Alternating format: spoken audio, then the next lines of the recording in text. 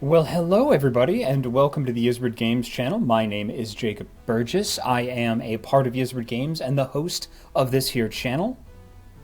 Give me just one second. Let me take the music on down. It seems like... Can people see me moving? Because I think my webcam froze. Well, marvelous. Let's try that.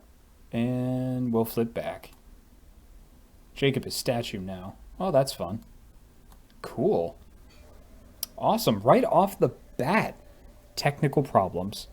Lovely. Lovely, lovely, lovely. Isn't that just wonderful? Let's try this. And try this.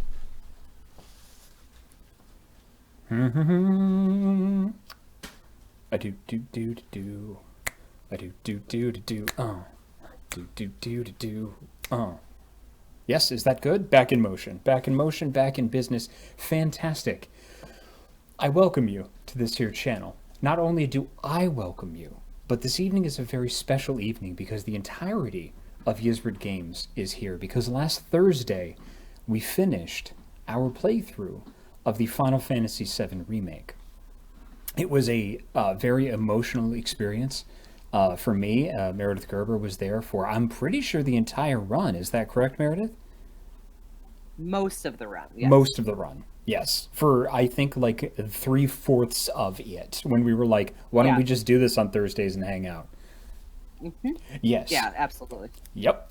And the man who's responsible for having us play that game, for suggesting that game, as I said, the entirety of Ysbryd Games is here. The founder of Ysbryd Games, as a matter of fact, Brian Queck. Say hi, Brian. Hello, beautiful people. I'm just gonna imagine you're talking only to me and Meredith. So that's right. Yeah. We're so special.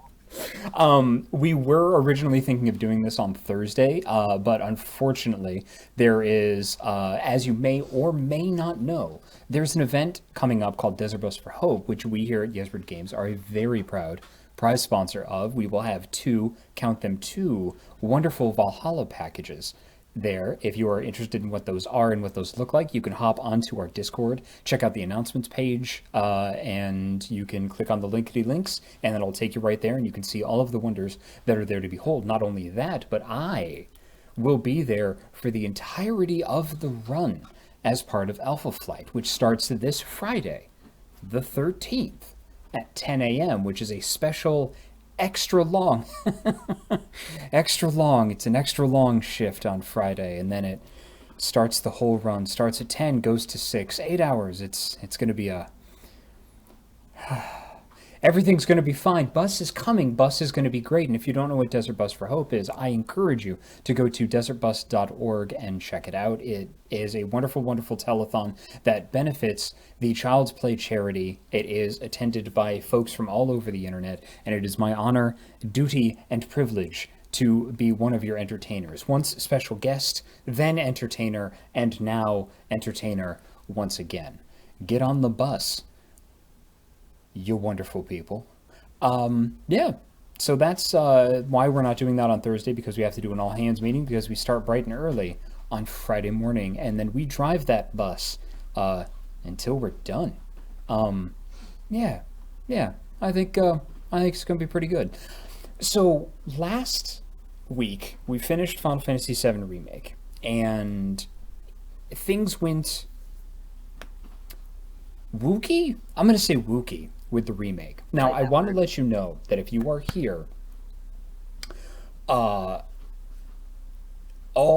bets are off tonight as far as talking about Final Fantasy and the lore and speculation. There will be spoilers absolutely everywhere. We will give you some lore backups and some lore dumps to help you get on board and on track for what the fuck we saw in the Final Fantasy VII Remake. And if you are curious about our remake, you can go back on our Twitch channel and take a look at the VODs, or you can go to youtube.com/Ysbryd Games and check out all of our VODs, which are nestled very, very lovingly and lovely among all of the trailers that we have for all of our wonderful games before we are an indie game publisher. Yeah, so there's your warning. You probably won't get another one halfway through because we're about to spin off into some nerdy shit. Because the Final Fantasy VII universe is huge, and the remake is doing different things with it. Now, I am going to be largely moderating this because just in some of the light conversations that I've had with both Brian and Meredith, they know a lot more about the Final Fantasy VII universe than I do. We've brought charts, we've brought timelines, and we are here for you. Yeah. And I'm really excited, Brian. This is kind of Brian's brainchild, and then Meredith and I were like, "Yeah, we're doing that. This is going to be great." So I have a question for the two of you, as a matter of fact. What can you let us? Because I'm very interested too, because we don't actually get to hang out a lot, just the three of us. So, Yeah. what is your history with Final Fantasy VII? Like.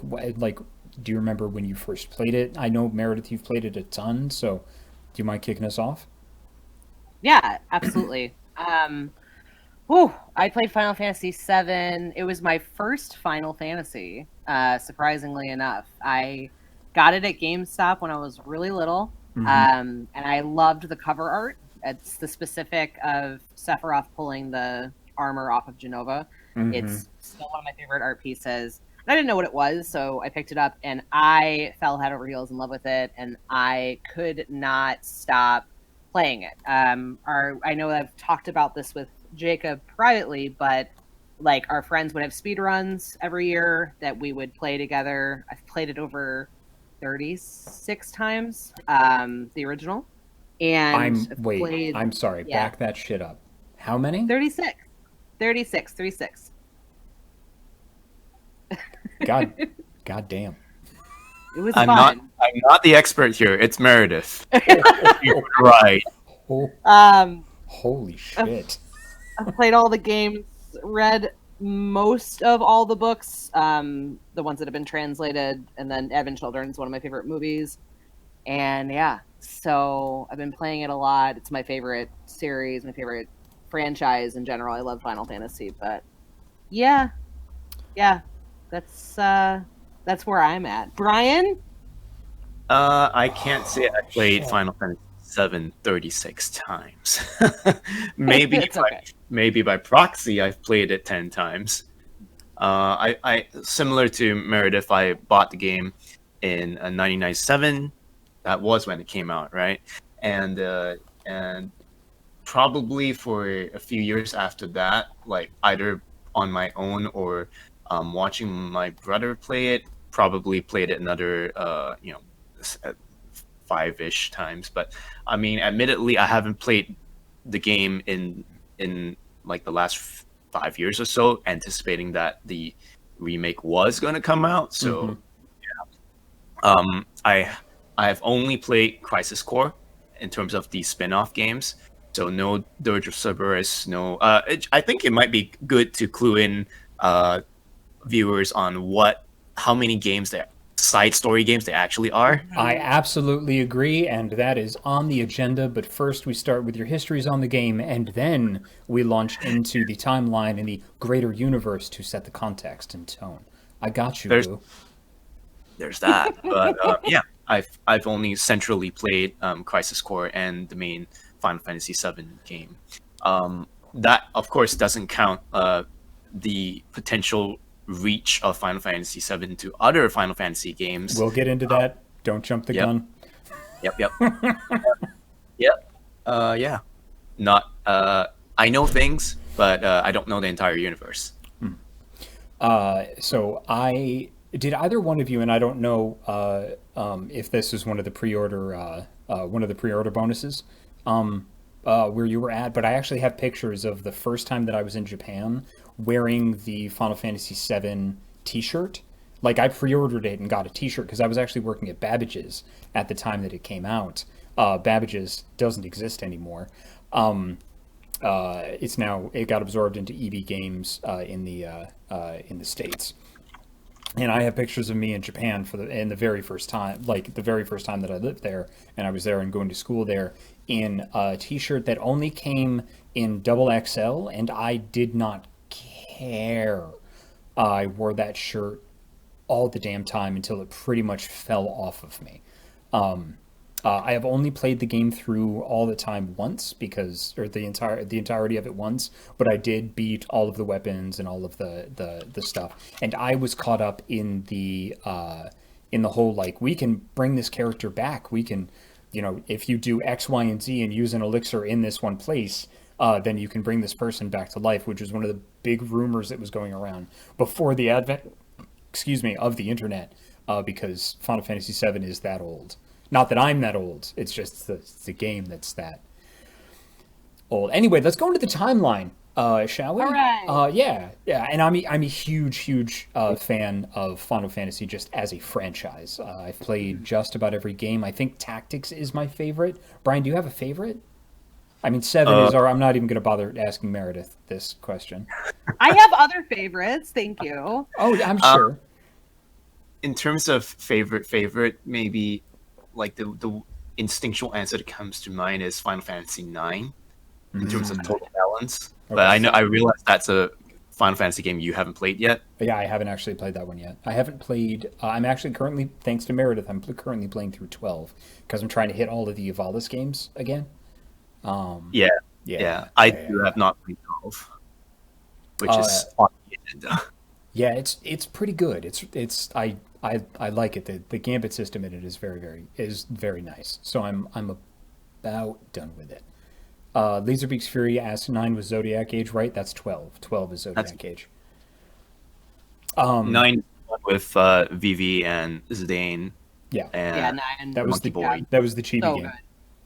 Yep. Yeah, that was the chibi one. Yeah, Tactics is my favorite Final Fantasy title. Meredith, yours is 7, but please, what are your second and thirds? Yeah. It's a couple. It's 6, 7, 9, 15 Tactics are my top favorite. 6 above 7, or are you just doing numerical order?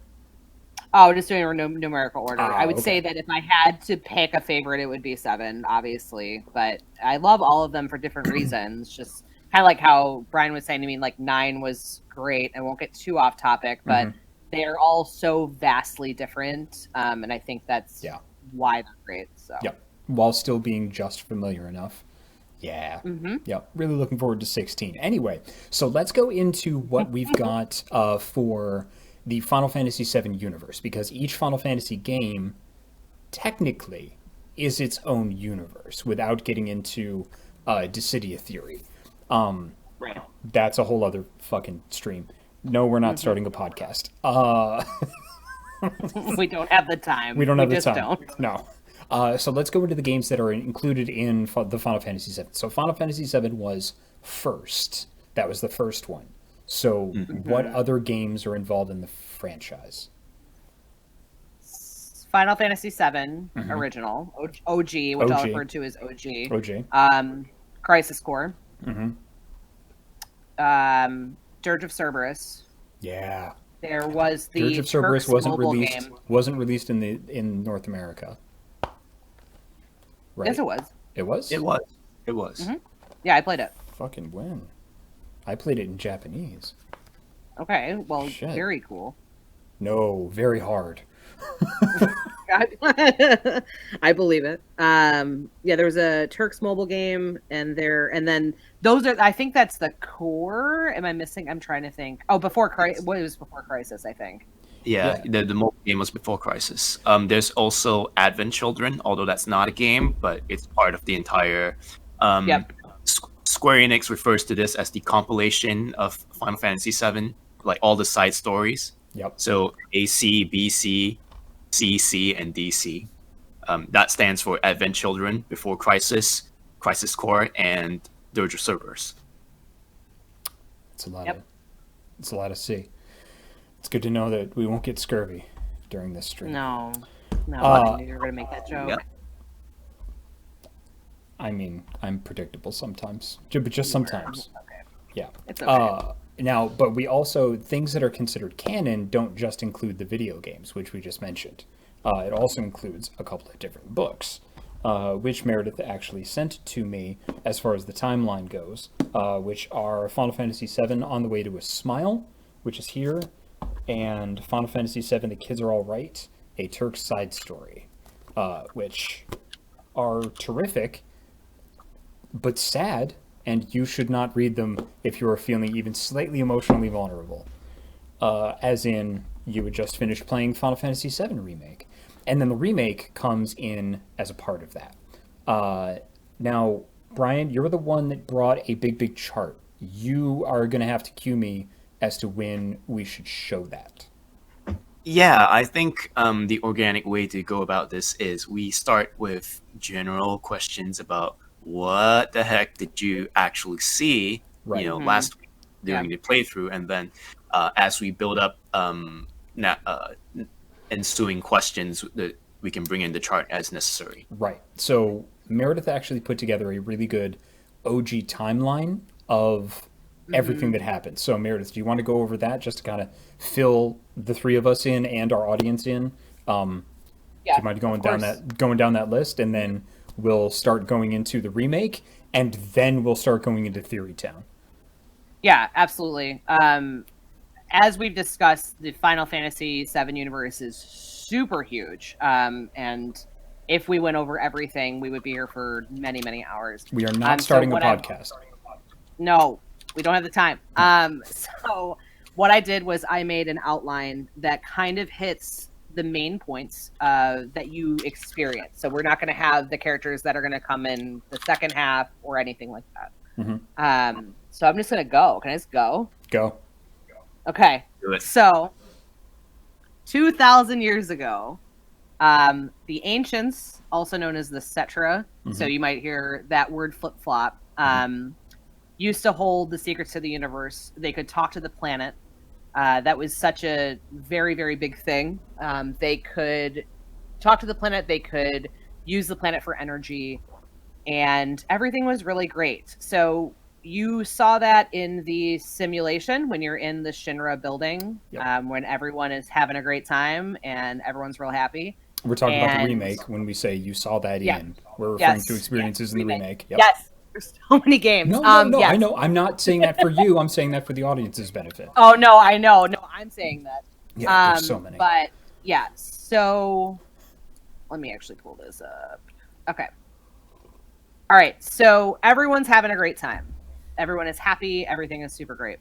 Live stream is everything. That's the big thing. They do talk about it in the remake. They talk about it in the Final Fantasy VII universe, that the live stream is all around us. When you die, you go to the live stream. When you are born, you're born from the live stream. Everything revolves around the live stream. So 2,000 years ago, Genova, an alien, came from the sky, and that's what they refer to from the Great Calamity. And it creates the Northern Crater, which is in the Final Fantasy original. It hasn't been mentioned yet in the remake, but they do mention the Calamity, or the Calamity from the sky. Yep. Genova comes in and infects the ancients to turn into monsters, killing most of them off. So a lot of times... Because of a virus, like with Aerith, right? Yeah. Yep. What's that? Yeah. Yeah. So when they say like Aerith is like the last remaining ancient, like there's a reason for that, which we'll get into. So the people left over, the planet created weapons, massive weapons. People have probably heard this in the OG, and they've probably heard this reference elsewhere about like ruby weapon and diamond weapon and sapphire weapon. And emerald. They come out of the planet to help the ancients because this massive alien is destroying everything. And there's a couple Cetra ancients left, and they seal Genova off into the Northern Crater. Yeah, and the rest of them are ex-Cetra. Yeah, they're still, but there's such a small amount of them. The world continues with like normal human race, essentially. Like there's no ancients, no one has heard of them. So do we know where the humans came from? Turning. The humans came from just being humans. They were around with the ancients. The ancients are more so like a race versus not being ancients and just being like a regular human being like Tifa and Barrett are regular human beings. Yeah, and the weapons, just to be clear for anybody that hasn't played the OG, are like these giant mech monsters, essentially. Huge. Yeah. Huge monsters. And they're sleeping. Ginormous. Kaiju is right. Yeah, kaiju. Yes. There you go. Yep. Yes. Yeah, they do a big sleep until they need to come out, until the planet calls them for help. Yeah. So, time passes. Everything's cool. Everyone has kind of forgotten about the Jenova incident. Mm-hmm. Except 30 years before the remake / OG, the same time frame. Yep. Professor Hojo, who we know and love, who works in the science department at Shinra. That guy. Yes. Yep. Lucretia Crescent, which I will not go into too deep backstory, but Lucretia Crescent, if you want to look it up. Yeah, covered in Dirge of Cerberus largely. Yes, and a little bit of a side bit in the OG. In OG. And Professor Gast. So 3 scientists, they go, because they know about Jenova, and they go to see if they can dig Jenova up. They go to the Northern Crater, and they go to see if they can get her. And they pull her out. Mm-hmm. And through research, they are convinced, super convinced, that Jenova has to be a descendant of the ancients. Yeah. They are convinced in Final Fantasy terms that that's happening. Yep. Because what else could it be trapped in this crystallized materia? Yep. Has to be. Yep. Just a bad ancient they locked away. Yeah. Mm-hmm. So Hojo and Lucretia fall in love. I know it's hard to believe, but they do. Fall in love in huge quotation marks. Yeah. And when Lucretia is pregnant, Hojo basically, because they're scientists, is like, we should inject the womb with Jenova cells. Mm-hmm. And let's see what happens. Let's make an ancient. Let's make an that ancient. Wouldn't be the first time Hojo has done that. Mm-hmm. Yep. So they inject the womb. And who is born? It's Sephiroth. Sephiroth is Hojo's son, Lucretia's son. Mm-hmm. Lucretia disappears into the cave because she's so essentially worn down by the fact that she altered her child.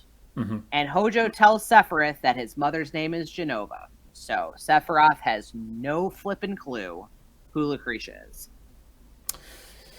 Yeah, that's some Final Fantasy feels right there. Oh, I messed with my baby. I'm gonna go lock myself in a cave. Basically. Yep. In a cave next to the gold saucer. That you can't get to until disc 3 in the OG. But point. So the OG, by the way, was 4 discs. For those of you that don't know, it was one of the very first games. It was so massive. Absolutely. So you would think they learned from this.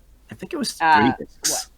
Was it 3? Was it 3? I think 9 was 9 4 discs. I think 9 was 4 discs. 8 was 4 discs. 8 was 4 discs. Yes, thank you. Yep. There we go. Still, 3 discs was being the first disc-based release RPG, the disc-based RPG to come out on the PlayStation. It was enormous. Yeah.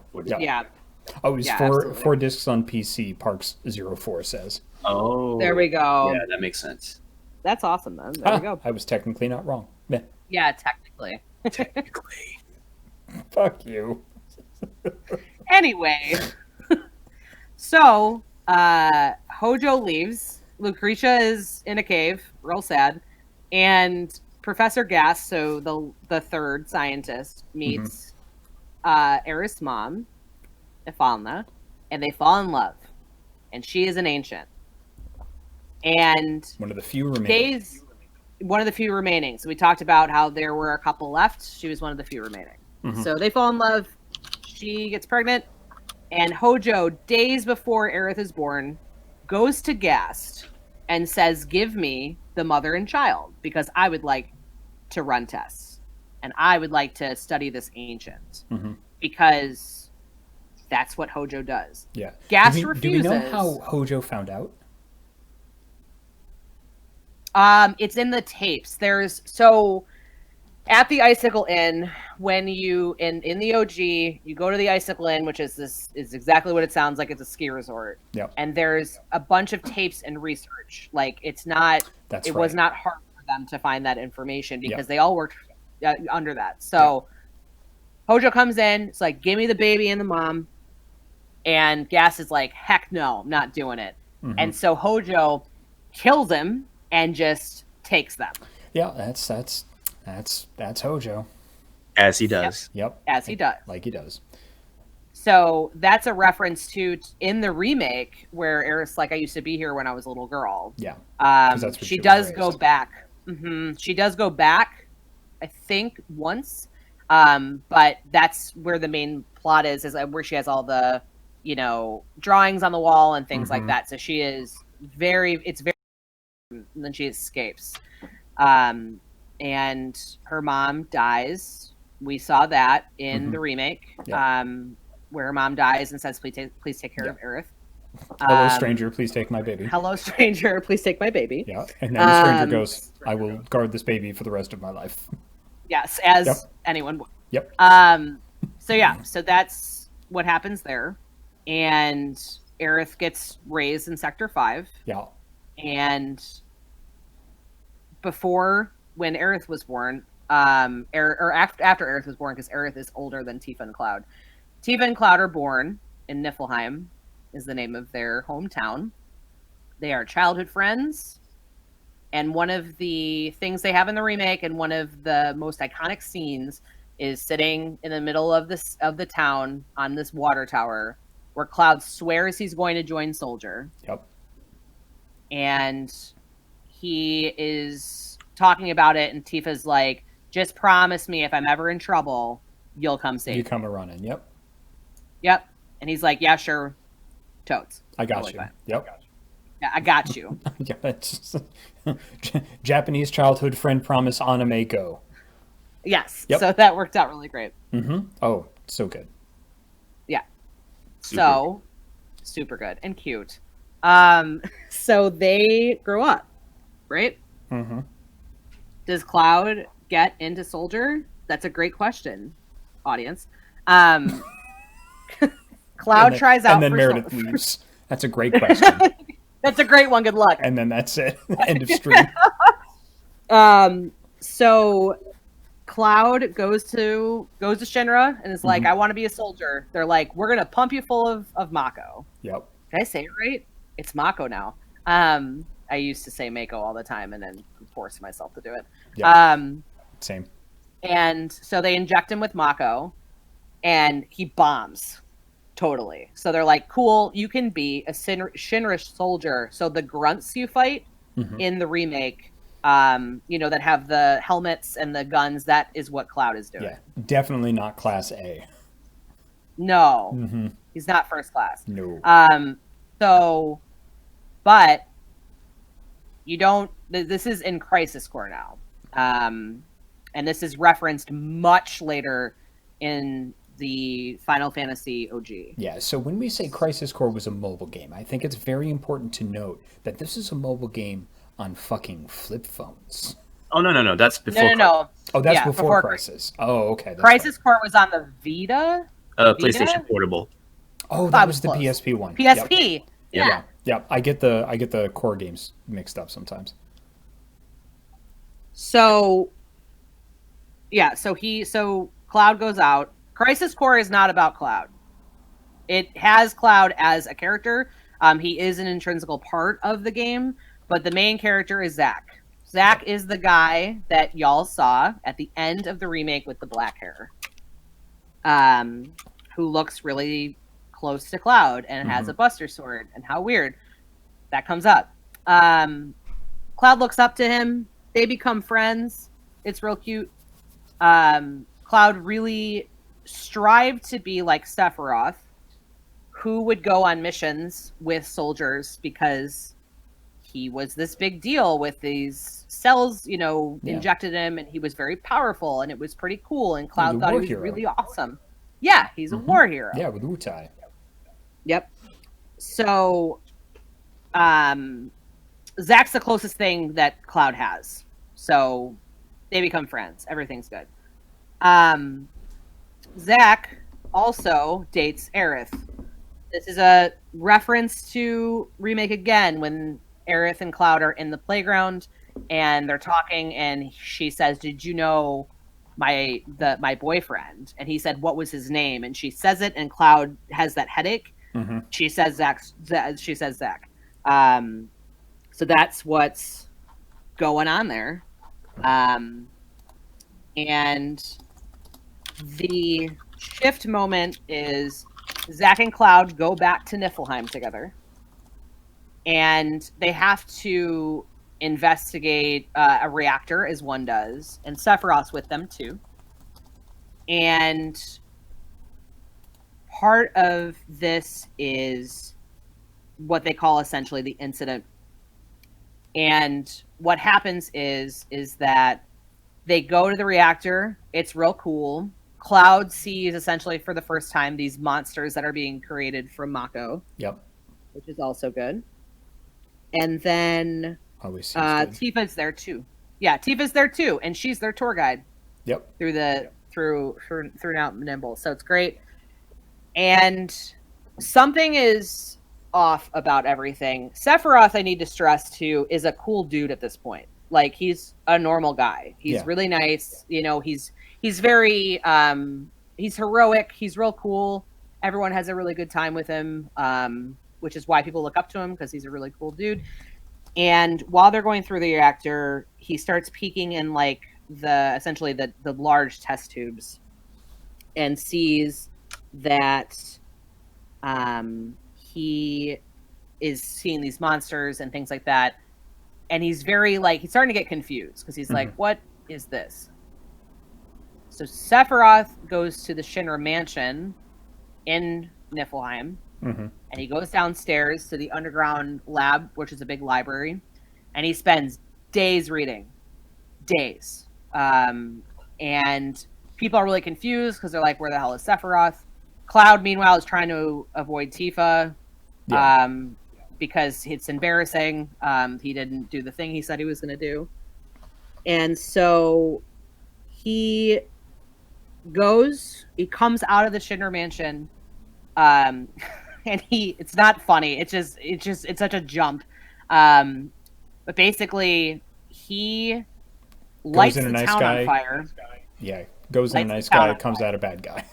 Yeah. Yep. Lights the town on fire. And so they all follow him up to the reactor. And Tifa finds her dad, which, if again, is a flashback twice in the remake where Tifa's in like a cowgirl hat. Yep. And she's saying, you know, I like screw all of this. That's her dad. Yeah. Because Sephiroth has come and done a terrible thing. Yeah. So Tifa's like, I'm coming in and I'm gonna kill Sephiroth. It goes very poorly for her. And then Zach comes in and he's like, I too am gonna kill Sephiroth. It goes very poorly for him. And Cloud goes up and he moves Tifa, picks up her body and moves her. Yep. And she says the line of like, you came for me, which is real sweet. And so he goes up. Sephiroth's there. He's talking to Genova, and he's like, Mother, I'm here. I'm here. We're going. We're going to take care of the planet. It's going to happen. And Cloud takes Zack's Buster Sword and kills Sephiroth. This is very important. He kills the human version of Sephiroth. Quote unquote kills. Kills. Yes, kills. Yep. So I would say, I don't even know how to refer to that. Like, he kills Sephiroth, Crisis Core Sephiroth, we could say. He kills Crisis Core Sephiroth. And he falls into the life stream. And it's a happy ending, right? And then we're Incorrect. Done. No. That's just not how that works. Damn it. No. Keep playing with my heart, Meredith. I know. So in this, basically, everyone's not having a good time. Hojo injects them with more infusion, which Genova cells and Mako infusion. Yep. Are we going to get into Type G and Type S cells today? No. We're just breezing by. Yep. Part of this, though, is we're not starting the podcast. No, we don't have the time, Brian. So when they gets the infusion, he gets his mind erased. Okay. Mm-hmm. So he's this lifeless body, right? Yeah. Who's he in this? And just to clarify. Cloud is this lifeless body. Yep. Okay. Zack, because he's a badass, he escapes. Mm-hmm. And takes Cloud with him because they're buddies. Mm-hmm. They're stopped outside of Midgard. Now, Shinra, like a normal company, instead of saying, hey, you're fired, sign this NDA, they're just going to kill Zack. Yeah. That's what's going to happen. Mm-hmm. So, in Crisis Core, it's a really sad scene. Like, he's talking to Cloud the entire time, and Cloud is just this lifeless drone. And they stop him outside of Midgard, and it's the scene you see in the remake where all these Shinra grunts show up, and what happens is Zack dies in Crisis Core. And you see that at the end of the Final Fantasy VII Remake, because it doesn't exactly go that way. Mm-hmm. Yep. So he hands his sword to Cloud. It is the saddest thing in the entire world. If you want to watch the end of Crisis Core, I highly recommend it. Get ready to cry. Hands his sword and says, embrace your dreams, like, you're my living legacy. Now, saying you're my living legacy to a person who's kind of compromised, not great. Because Cloud goes, cool. I will be your living legacy.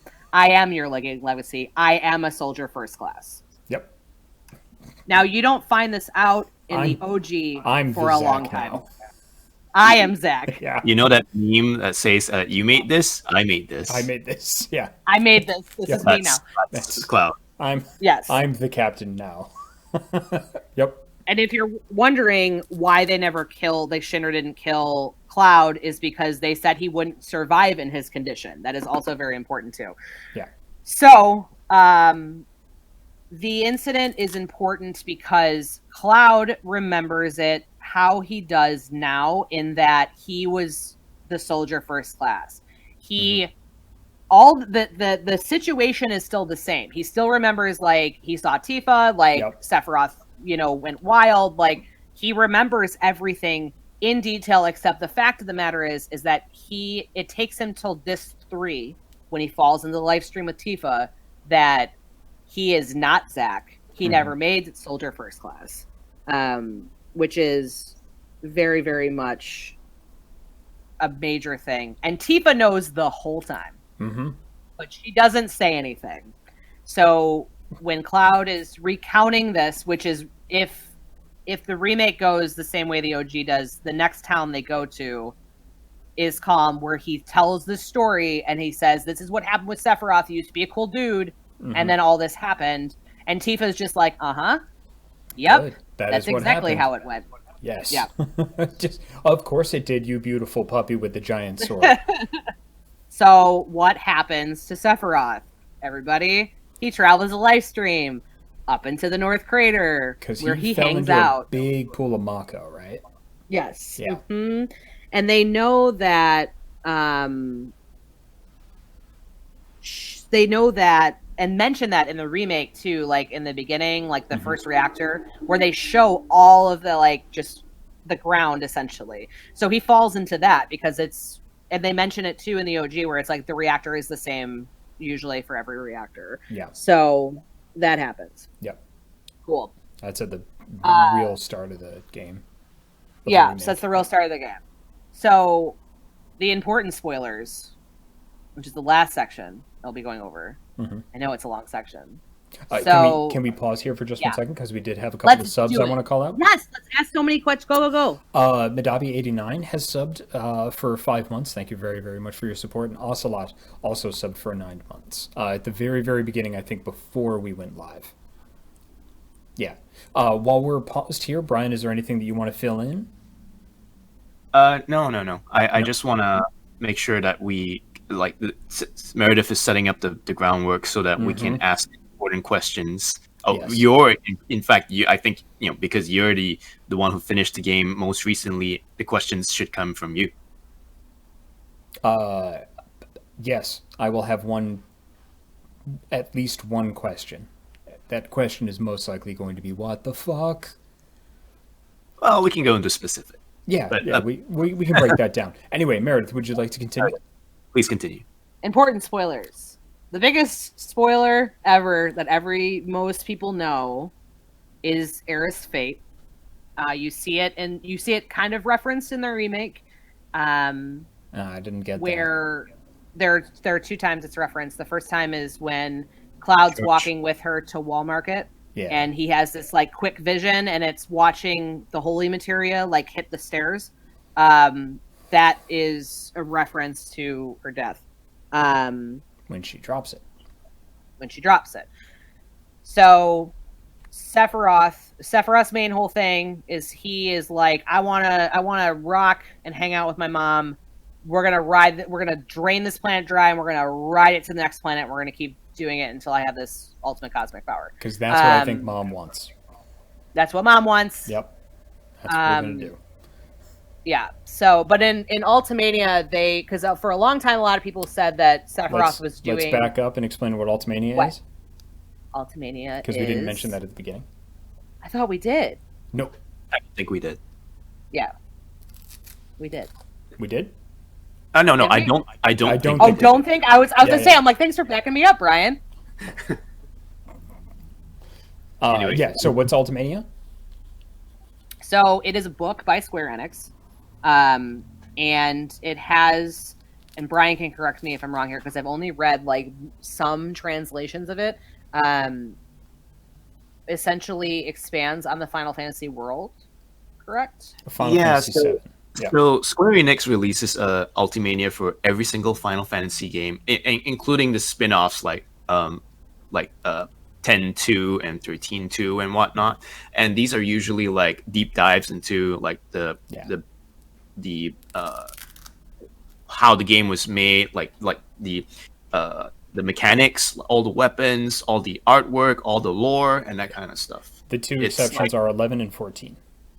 Yeah, because those are evolving games. Online so games. the And the 14 Alright. has the encyclopedias.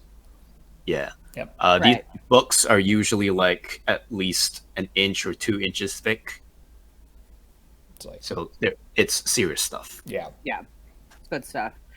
So, when the original came out, everyone was like, Sephiroth's doing it for Jenova. He's doing it for Jenova. Mhm. That is literally his life. And Ultimania came out, and they said it was the opposite. So that Sephiroth like found out about Jenova and was like, "You're cool and you're my mom, I guess." But he actually is using Jenova. So that is just a random side reference. But Sephiroth cannot just pick up a planet. That is unfortunately not within his realm, or he would have done it immediately. So Sephiroth needs what is called the black materia, which will call down meteor, which you also saw in the remake when they were having the flashes of the future, quote unquote, and there's that meteor falling. That is what Sephiroth is trying to call. Yes. Yep. Yeah. The purview of Sephiroth So- and red chocobos. Yes. And I understand that reference. So yes. So Aerith splits off from the party at one point. They get the black materia. It's fine. Everyone's having a good time. And Aerith books it. You follow Aerith into the Forgotten City, which is exactly what it sounds like. It is a city that is forgotten. And you see Aerith, and she's praying. And you go down to her, and you're like, "What up?" And Sephiroth comes from the sky and sticks his sword straight through her, and she dies. Right through her heart. And this right through her heart, and this materia falls out, and it just bounces on the stairs and goes into the water. Yeah. So I want to stop here. Is every can. time they reference that in the remake, I got teary because that is one of my, like, I've never fully recovered from that moment from playing the I game don't the think any first of us time. have, yeah. Yeah, I cried for like 2 days. Yeah. Yeah, like 2 days. I was way less emotionally balanced when I was younger. If you Yeah, can big believe mood. it. Yeah, it was a lot. Yeah, I've never fully recovered from that. So, the Final Fantasy VII Remake is a fucker of a game because that shit will fuck with you. Yeah, Holy crap. Yeah. big mood. Jesus fucking piece of shit. God damn. Anyway, please continue. I'm a fucking So game. Meteor, God damn. yeah, trust. Meteor is called down not to destroy the planet, but anytime the planet is injured, it tries to repair itself. So a gash that big from a meteor is going to force the life stream to give a whole bunch of energy that Sephiroth can use to ride this planet to do the whole thing with the planets, which is Yeah, great. because he wants to absorb all the energy of the planet because it essentially like busts it open so he can get at that sweet, sweet juice. Yes. Yeah. She is still Meredith is still mentioned as the last remaining ancient. But we'll touch on that with the remake theories soon. Cloud, as we said, thinks most of the game he's soldier first class. Even his stories are from Zack's perspective. And so that's super important. That we talked about. He falls into the life stream, figures out, oh no, this is not what happened. He did do the things that he said he did, but he didn't do it as Zack. So Kate Sith, everyone saw Kate Sith. It's that cat that's got a little cape Yep. and a megaphone And a crown. And a crown. and a crown. Yep. And he's so dang cute. Mm-hmm. So Kate Sith is the reason why I freaked out when I saw Reeve in Shinra is because you find out later that Reeve is controlling Kate Sith. Kate Sith. He's essentially he's spying. Yeah. And then Reeve like is a good person, which is really awesome. And he stays with Cloud's team, but he does it as Kate Sith. Yeah. So he's awesome. He's a good person in as far as being wildly complicit in as part of that company. Yeah. Right. Yeah. Mm-hmm. Ooh. So Heckler in the stands asking an interesting question. Do you subscribe to the theory that Genova is basically a more sentient Lavos from Chrono Trigger? I don't think it's the same kind of creature. I mean, They have they're not similarities. literally. Sorry, Jacob. They're not literally saying it's the same entity, right? Yeah, yeah. It's just saying. Are you asking whether it's a similar type of being? Yeah. Because technically, yeah. I mean, they're basically planet parasites. Yep. But if this theory is saying yes, Lavos and Genova are literally the same, I'm like, that might be tough to argue. Yeah, that's I personally I don't need connections between the Square Enix games. I think each Final Fantasy kind of being its own. Again, setting aside the Dissidia, Kingdom Dissidia, Hearts. yeah, Dissidia. We can't go into Kingdom Hearts. We are not starting a podcast. No, you said the bad word. Nope, I'm gonna move on. Can't do said the it. bad Anyway, word. Nope, please, we're done. please continue, Meredith. We're going back to the timeline. Thank you. Yes. Okay, so let's talk about Sephiroth in this role. So a lot of times we've seen people in black cloaks and they have numbers on them. Mm-hmm. So, they talk about reunion, which is weird for people who have not understood what that reference is. Yep. So, and all the people with the numbers on their arms. Yes. So what it was is after the incident of that Cloud and Zack experienced, there were still people left that survived. And what did Hojo do, everybody? Did a dumb thing and essentially injected them with Genova cells. Yeah. So Sephiroth can control the clones. He can body ride, which you've seen where Sephiroth kind of appears, and then it's just a guy in a black cloak. Mm-hmm. He can control all of these people around the world. There is only 14 of them listed, but there is theories and stuff like that have come out that there could be more. But didn't all of one them. of them in the remake have like a 23? Yeah. Yeah. Like I said, and they can expand it in the remake. Like, it would make total sense. So that's perfectly fine. So Great. Yeah. So,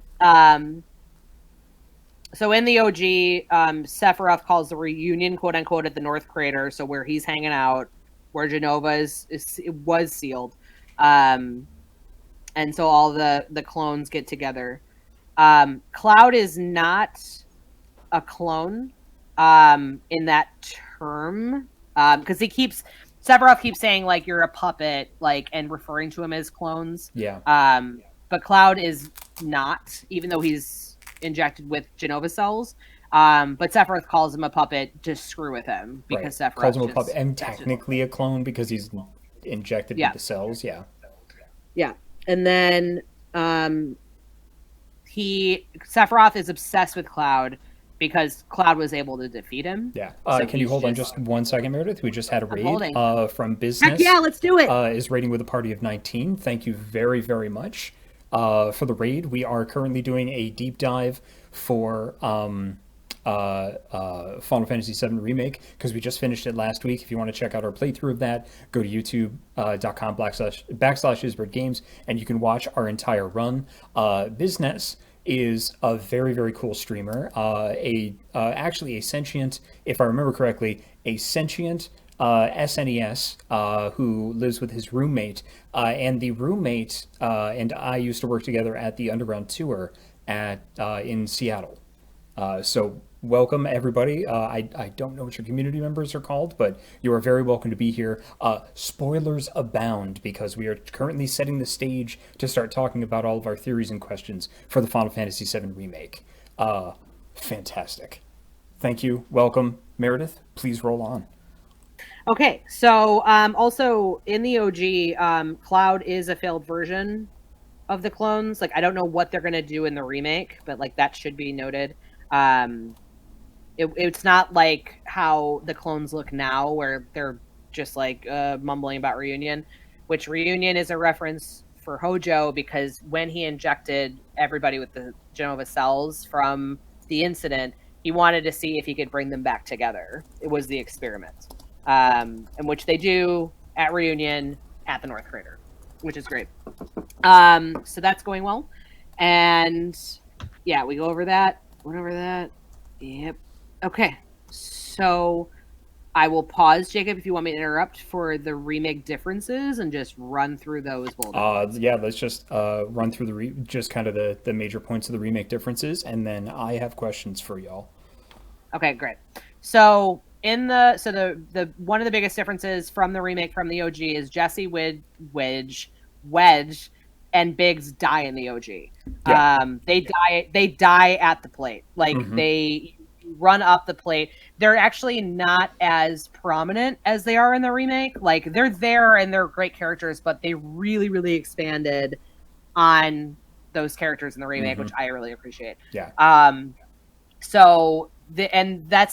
It was such a major point because that's what motivated Barrett. Like is he goes up to, you can't go back to Sector 7. Like it's closed off. And Barrett basically just loses it. And at that point he thinks Marlene's dead, she's not dead. And now in the remake, Biggs is apparently alive. We don't know if Wedge or Jesse are alive. I can assume Wedge is alive. We don't know if Jesse's alive though. Yeah. We saw her glove at the end. Yes, but we don't know is that Biggs holding on to, you know what I mean? Like we'll get into that for sure. So one of the Easter eggs, which I think is a really cool one, I just want to put it in because I think it's cute, is when you go to Jesse's house and her mom, and she talks about how she's the princess in the gold saucer. She's an actress. Yep. So in the OG, you go on a date with either Barrett, Aerith, or Tifa, depending on your choices. And there is a part where you can go see a play, and the actors aren't there, so you have to play the hero and the princess. And because the princess, quote unquote, hasn't shown up. Of course she wouldn't show up because she's dead in the OG. So another main difference, Sephiroth shows up super early. Yeah. You don't really see Sephiroth until like you hear about him and stuff like that, but you don't see him for a long time. So that's really, really big. Yeah. And Cloud seeing him as much as he does in the beginning is a pretty big difference. Yeah. For the We're at 69 viewers, by the way. Nice. Heck yeah. Nice. Nice. Anyway, Brian, I think I interrupted you. Oh no, Yeah, Brian, what's no, up? just saying that. I forgot. Never mind. Fair enough. I'm almost done, Brian. I promise. The clones don't show up till much later either. That's another thing that they pushed for, which I appreciate personally because I think that's a really big part of the story.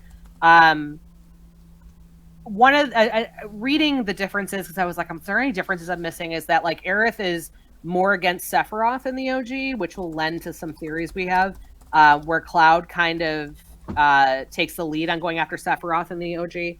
So that's a big one. Avalanche is not a massively huge web of teams. You see that when you're with when you go to, I forget what the location is, but Roach is there in the remake, and they talk about how there's like a bunch of different Avalanche teams in the OG. It's just the one team. So minor. Stamps the dog did not exist in the original. No. I feel a little cheated. I love Stamps. He's in the remake. You fight a piece of Jenova further into the world map, not this early. You do not fight Jenova until once you get on the world map. So it takes a while. It's on a ship. So they force that forward too. It is, we don't know but we think, again, this lends to a theory because it hasn't been proven yet, that Zack lives through the attack outside of Midgar. We talked about he dies in Crisis Core. Another big difference, this is really minor, but a lot of material you pick up in the remake isn't available for quite some time. And the leveling up is very, very fast. Like Barrier, you do not pick up until you go to Rocket Town, which is on the world map way, way, way in the future. So like the fact that they're doing that's very interesting. And minor, super minor, Sephiroth clone does not take Jenova from the Shinra building in the OG. Jenova escapes on her dang own in the OG. And that is it. Well, while you're on extremely minor points, like Jenova leaves behind purple goop in the remake. I think in the OG it was blood. It was straight up it was blood. Yep. Absolutely. All right. So obviously I know what I want to have happen, which is Aerith not dying.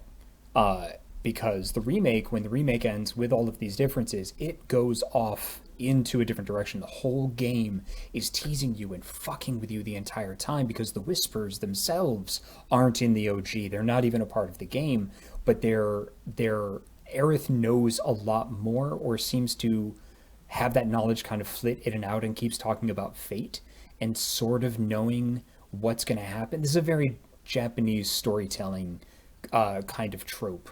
And that, like, the game does really good at screwing with you and giving you a lot of hope that things are going to go differently. And I suspect that with the remake, things are going to go way, way fucking different. Because they've already started diverging things. They are fighting fate, for lack of a better term. They fought a giant, definitely not from Kingdom Hearts, Whisper monster. Like, there's so fucking much. And I've been thinking about it, like, since we stopped on Thursday, I've been thinking about it for days straight. Like, I couldn't... It was one of those, like, lay in bed, stare at the ceiling kind of moments.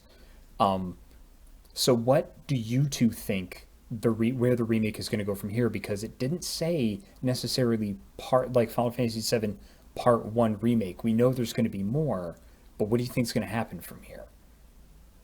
So there are kind of a bunch of different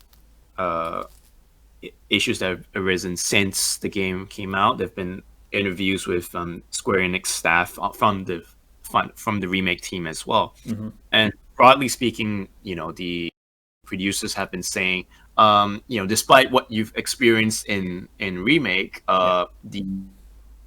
the future remake games will still, the plot and the general narrative will follow, in terms of where you go, will follow the OG's path. So, you can expect to go to Junon, to Fort Condor, and blah, blah. Yeah, Wutai and all that. And for those of you that might be joining us, the person speaking right now is Brian Queck. He is the founder of Ysbryd Games. My name is Jacob Burgess. That's Meredith Gerber, our social media Hi. coordinator. I just pointed up into the sky when I was like, "That's Meredith. She's an angel." So, Jacob. so, but So, that's a very important distinctive point: is that you're going to follow the same basic flow of yeah, the they could also originals. be lying, I mean, that's true. but I mean, they would be lying at the risk of incurring massive wrath from the fans. So I take it as it'll be a mix of both. They'll follow So the broad path, but do things that will be risky. I would agree with that because it's Nomura-san, right? Well, I mean, Nomura is involved, but I Yeah. don't think he's godlike on this project as he is with Kingdom Hearts. Yeah, because So that's a relief.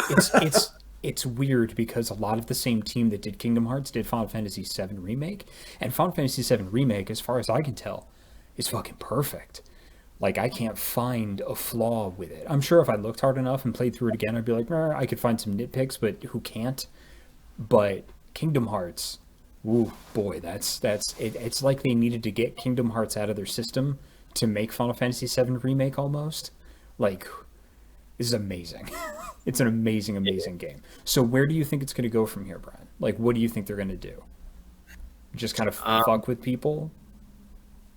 I think they, for the sake of helping people who have never played the OG, under like sort of um, get get steered properly for the ride and not completely subvert expectations globally speaking. You Yeah. know, for both those who have played OG and those who haven't. I think they'll still follow the arc of the OG broadly speaking. What they think so. do with the critical plot points, like Aerith's death, or whether you even it's even. I mean, we could probably assume it's Sephiroth you still face at the end, but that's sort of going way too far in advance. But just like who lives, who dies, I think they will mess around a bunch with that. This is sort of speaking very vaguely, but I think what they will do is add events to supplement what happened in the OG, so that they can actually create a new, call it a meta narrative, if you will, but Yeah. just something additional to make people go, "Holy crap! This was happening behind the scenes the entire time." Yep. Yeah. So here's something that would really, you know what? I will say that after I ask Meredith, what do you think is happening as far as the remake goes? Where do you think things are going? I don't know, Jacob. I just don't. I can hear you holding your head. I know. It's Brian has brought up a lot of good points that I did not personally think about, because when I finished, I was like, what is happening? Like, what is even going on? Is there 85 million timelines that are infinite? Like, what's going on? Yeah. And so when we talked last week and Brian was like, here's a bunch of theories I have, I was like, oh no, now I have to chew on these theories. I don't know. I'm giving the floor back to Brian. What? Brian, go ahead. No, wait. What do you want to have happen? What do I want to have happen as opposed to what do I think is going to happen? Yeah. What I want to have happen, oh, that's a tough question. I'm not one of those, something we mentioned last week too. I'm not one of those people who are like, oh, it's not just like exactly like 7. It's, it's terrible. Like, I'm very open to some changes. I would really like them to continue expanding on characters' storylines. Yep. I would be okay with Aerith. It would be cool to have Aerith, but like if she has to die for the Yeah. I'm sorry. What? No. Go ahead. What? But if Aerith Has to has to die. No. That's cool. She doesn't have to. It's fine. No, I'm saying, but if she doesn't, then I would like to see a good reason for it, not just like, oh, like it was magic that saved her. Like, you know what I mean? Like, I would like a really good story as to why they're changing it, because that's one of the things I appreciated in the remake of a lot of the additions of things, is that they have explanations for things and they're expanding on it and things like that. Yeah. So yeah, that's where I'm at. Yep. That's where I'm at. How about you, Brian? Did you want to say something? I think like since we're talking about that specific topic, I Mm-hmm. don't. Let me be the controversial one and say I don't think Aerith will die. I don't think that's controversial at all. That's That's happy, not. joyous news, and makes me want to pick up a lute and do a stupid Only jig. to you.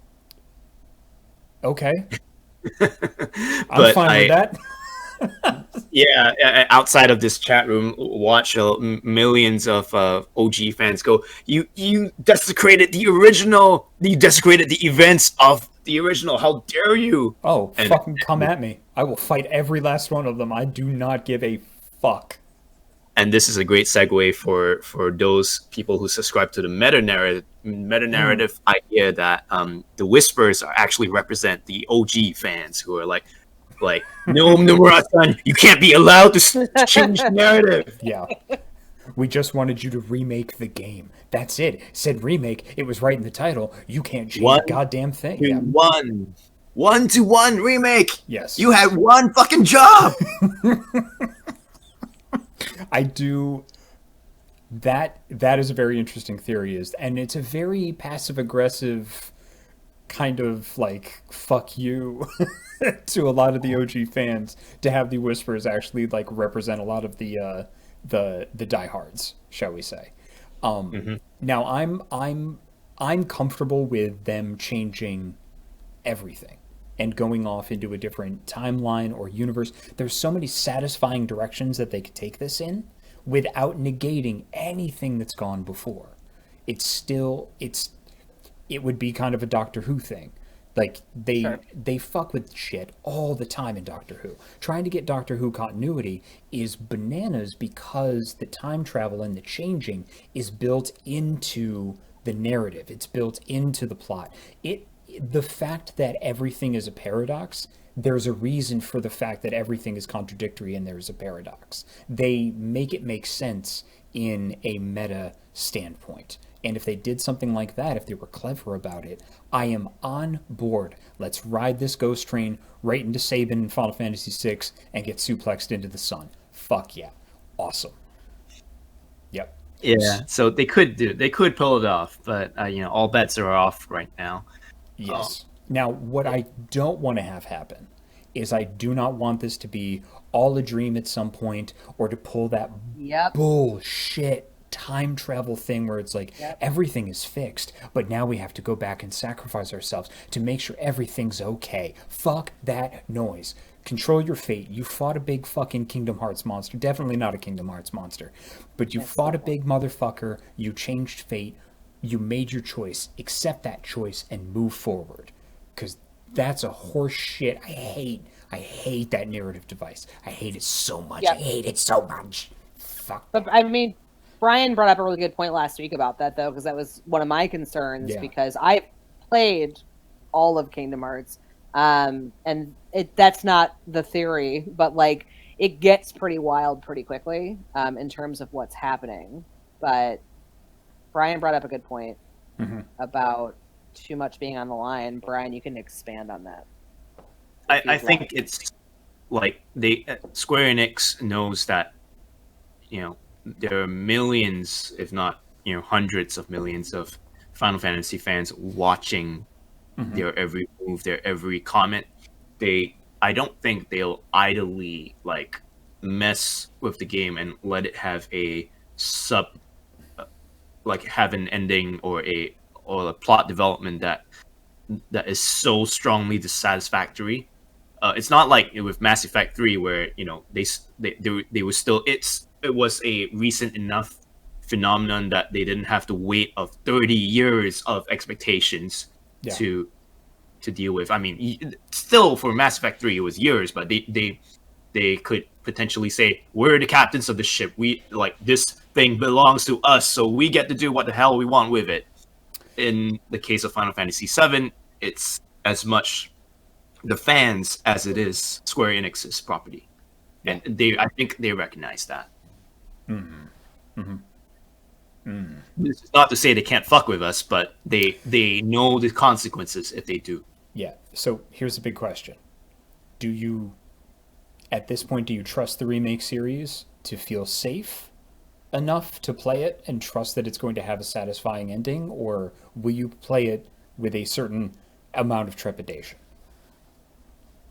Taken in a vacuum, if all I had ever experienced of Square Enix was Final Fantasy VII OG and the remake, I'd say yes. I'm like 100% let them take me wherever the fuck they want me to go. Yep. But because we exist in a world where, and I know there are Final Fantasy 15 fans in this chat, but What? No. I Dude, hate I'm just careful, man. it. You're gonna, you want to go fishing? Because you're about to open a can of worms. I hated Final Fantasy 15. Oh, there he goes. You are entitled to that opinion, Brian, and thank As you wrong very as much it for is. sharing it. I played it at Disagree. launch. If you didn't play it at launch, Oh, you have man. no idea what happened. I did. I did play Go it at on. launch. It was. Go it on, was Brian. It was a hot mess. It was at launch. It was a hot mess. It did not deserve the name Final Fantasy. It got better. I'm sure it did. Yeah. No, and I understand you pulling the ripcord, playing it at launch, because it was tough. But that for me, that came down to I trust the team to fix it. I don't know what happened. I don't know why. I didn't read any of the background stuff. I don't know why it was so fucking just hyper fucked when it got released. But it did get better. Like the actual Royal Edition, I envy people that played it now and played it fully. Yeah, absolutely. So to wrap this up, because we're still talking about FF7 and not 15, but Absolutely. basically Correct. existing in that world where they could launch a product like that makes me. If you ask me if I have trepidation, I'd say yes. Like this is the same publisher, same company, not the same dev team, but Not the same still. team though. But do you trust the team enough, or do you know, like, because we're all game industry veterans, like something might screw up at some point. So are you guarding a piece of your heart as far as this goes because of that? As veterans, we all know it's impossible to ship a game like Remake. So basically, this is betting on them to strike lightning twice. So we'll see. I'm gonna say yes. I'm gonna say there is a small part of my heart that I'm keeping in a very, very bulletproof jar. That sounds about That I right. will not unscrew until the very end of the game, and I can feel safe. Like until those credits are done on the very last installment, then if everything goes how I want it to in my heart, then I will unscrew the top and buy all of their merch forever. And if they want to do Final Fantasy Advent Children R and Final Fantasy On the Way to a Smile R, if they want to just redo everything with a new timeline, fuck it, I'm on board. Strap in, let's go to the moon. I don't care. Meredith, fair how enough. do you feel? I'm in the same boat, like guarding a part of my heart. Less so after I keep just hyping Brian on this, but I mean, like less so after we talked with Brian last week, because one of my main fears was like that Kingdom Hearts theory again, which I liked Kingdom Hearts a lot, and I was like, please, like I can't let this go. And I think I got nervous when Zach and Cloud were walking, and I was like, how are they gonna do that? Like because that stamp was different on that bag of crisps. Yep. And so I'm going to play it. I'm excited because I love Final Fantasy VII, and I know that it's going to be different, and I know that changes are happening, and I'm very open to changes if they are changes that make sense. Not the changes that we talked about that you mentioned, Jacob, where it was like, oh, it's all magic in a dream. Like if they do it how they did before, like in the first part of the remake, like I will consider unlocking my heart one of the locks on it. Yep. You know what I mean, for each part. But I'm a little guarded. I'm not gonna lie, because we'll see. Yep. Yeah. Same. But I'm hype. I'm excited. I can't wait to see what they do. I'm so excited for them to expand on the characters that are upcoming, because it's some of my favorite characters, and I might just fall so in love with them like that. It just might not. But Mm-hmm. I'm keeping an open mind. I don't expect it to be like the original or identical to the original, I should say. But we'll see. Cool. Something that somebody brought up. Give me 1 second. Is another one of the differences is apparently the remake. Who said that? When I give proper credit. Salkheim brought up that the remake has a moon and the OG doesn't. I don't know if that's just because they had more processing power. That could go either way. That could be an intentional thing, or it could just be like it should have always had a moon.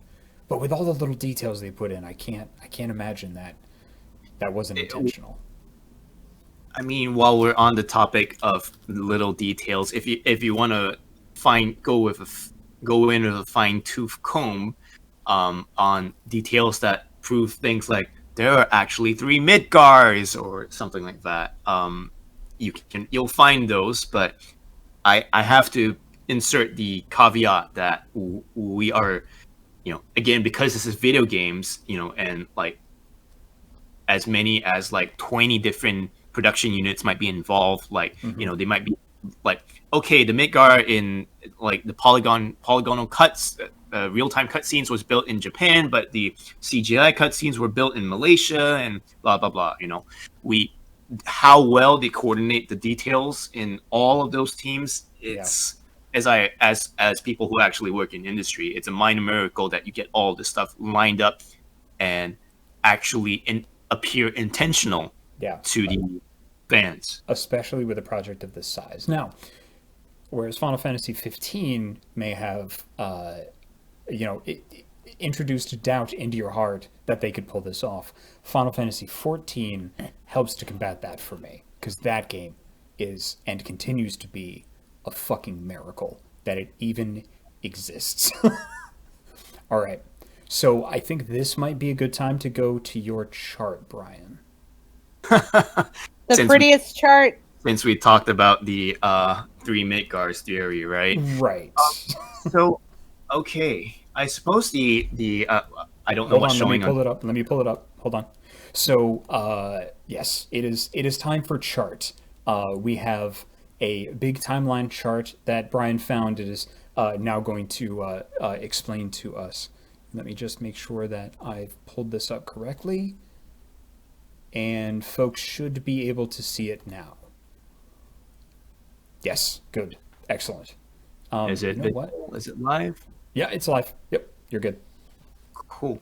So you're going to have to zoom into various parts and kind of move along. It's just to let people... Yep. Oh, is it fuzzy? I'll try and correct the resolution, but before I go on, shout out to u/NZIVVO on Reddit. I think they are the author of this chart, so go to them. Let me attempt to correct the resolution. 1 second. Stream quality. I can also link the. Oh no! I yeah, cannot. If you zoom in, actually, it should be okay because we can't make it any bigger. Right. Yep. That work?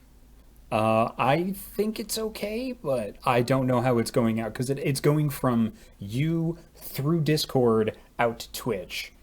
A little more, please. Folks are asking. Can you zoom in again? I might have to, Jacob. Could you switch us out? I just want to make sure that I can only double click in full screen mode. Yeah, sure. I'm clicked out. Okay. While I'm sorting this out, Meredith, do you want to quickly run people through hey, there are actually the number, which games, which incidents are actually being pulled into discussion for this timeline? There's mention of the events of before Crisis Core. I think that's it. Yeah, and Final then Fantasy VII, and then Final Fantasy VII Remake. OG and Remake. Yep. Yeah, those are the main four with a lot of incidents in there. Those are a lot of dots, Brian. The fuck is 3 Midgars? Okay, so if you don't mind a slightly unprofessional, you can see the photos screen in the corner. I can zoom in as much as I don't think anybody gives a shit. I don't. I don't. Yeah. Go. So where should we start? I guess one of the central questions is I'm gonna zoom out all the way first so y'all understand the overall structure. There are most people go through the ending of the remake thinking, oh, so maybe now there, besides the current timeline, there's a there's a new timeline created with where Zack lives. The Zack Lives timeline is something that is a byproduct of the events of the final chapter of Remake. Yeah. So that's the Zack Lives timeline is the purple timeline you can see at the bottom of this chart. But Jesus. what you have to Can remember you zoom in on is the key? that, come again? Zoom in on the key over to the left there, please.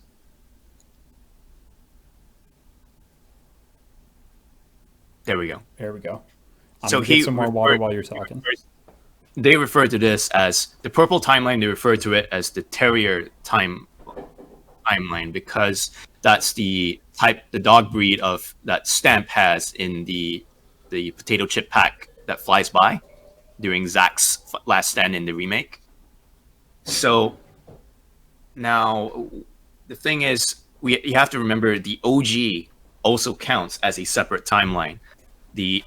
All the event when you play remake, it is assumed that all of the events of the OG are a given. They already happened in this past timeline, and what you're experiencing in the course of the remake is its own timeline.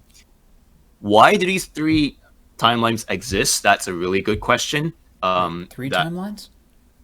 Yeah, three timelines. Why does we know why the OG exists? It is the original timeline, so to speak. What Rit, 13, and Aerith refer to as what happens if they fail in the remake timeline, or AKA the Beagle timeline.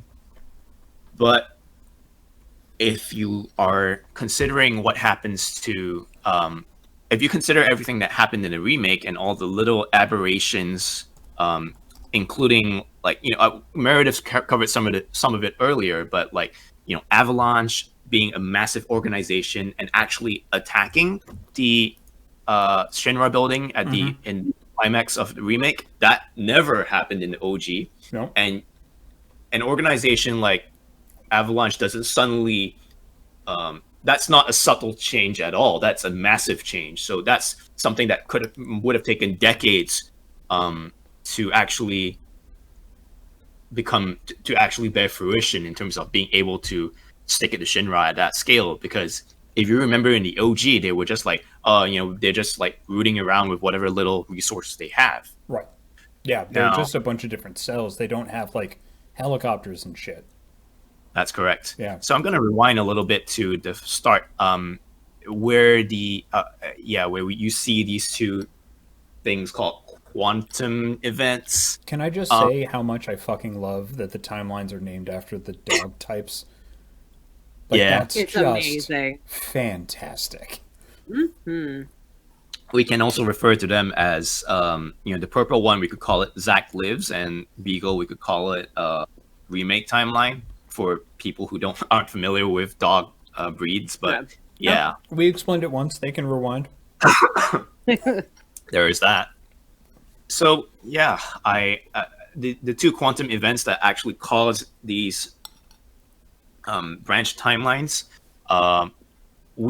you may think it's related to Zack, but courtesy of this person's theories, it's not yet revealed what the quantum events are, but it's significant enough that, for example, the blue Beagle timeline event suggests that it has everything to do with how Shinra treats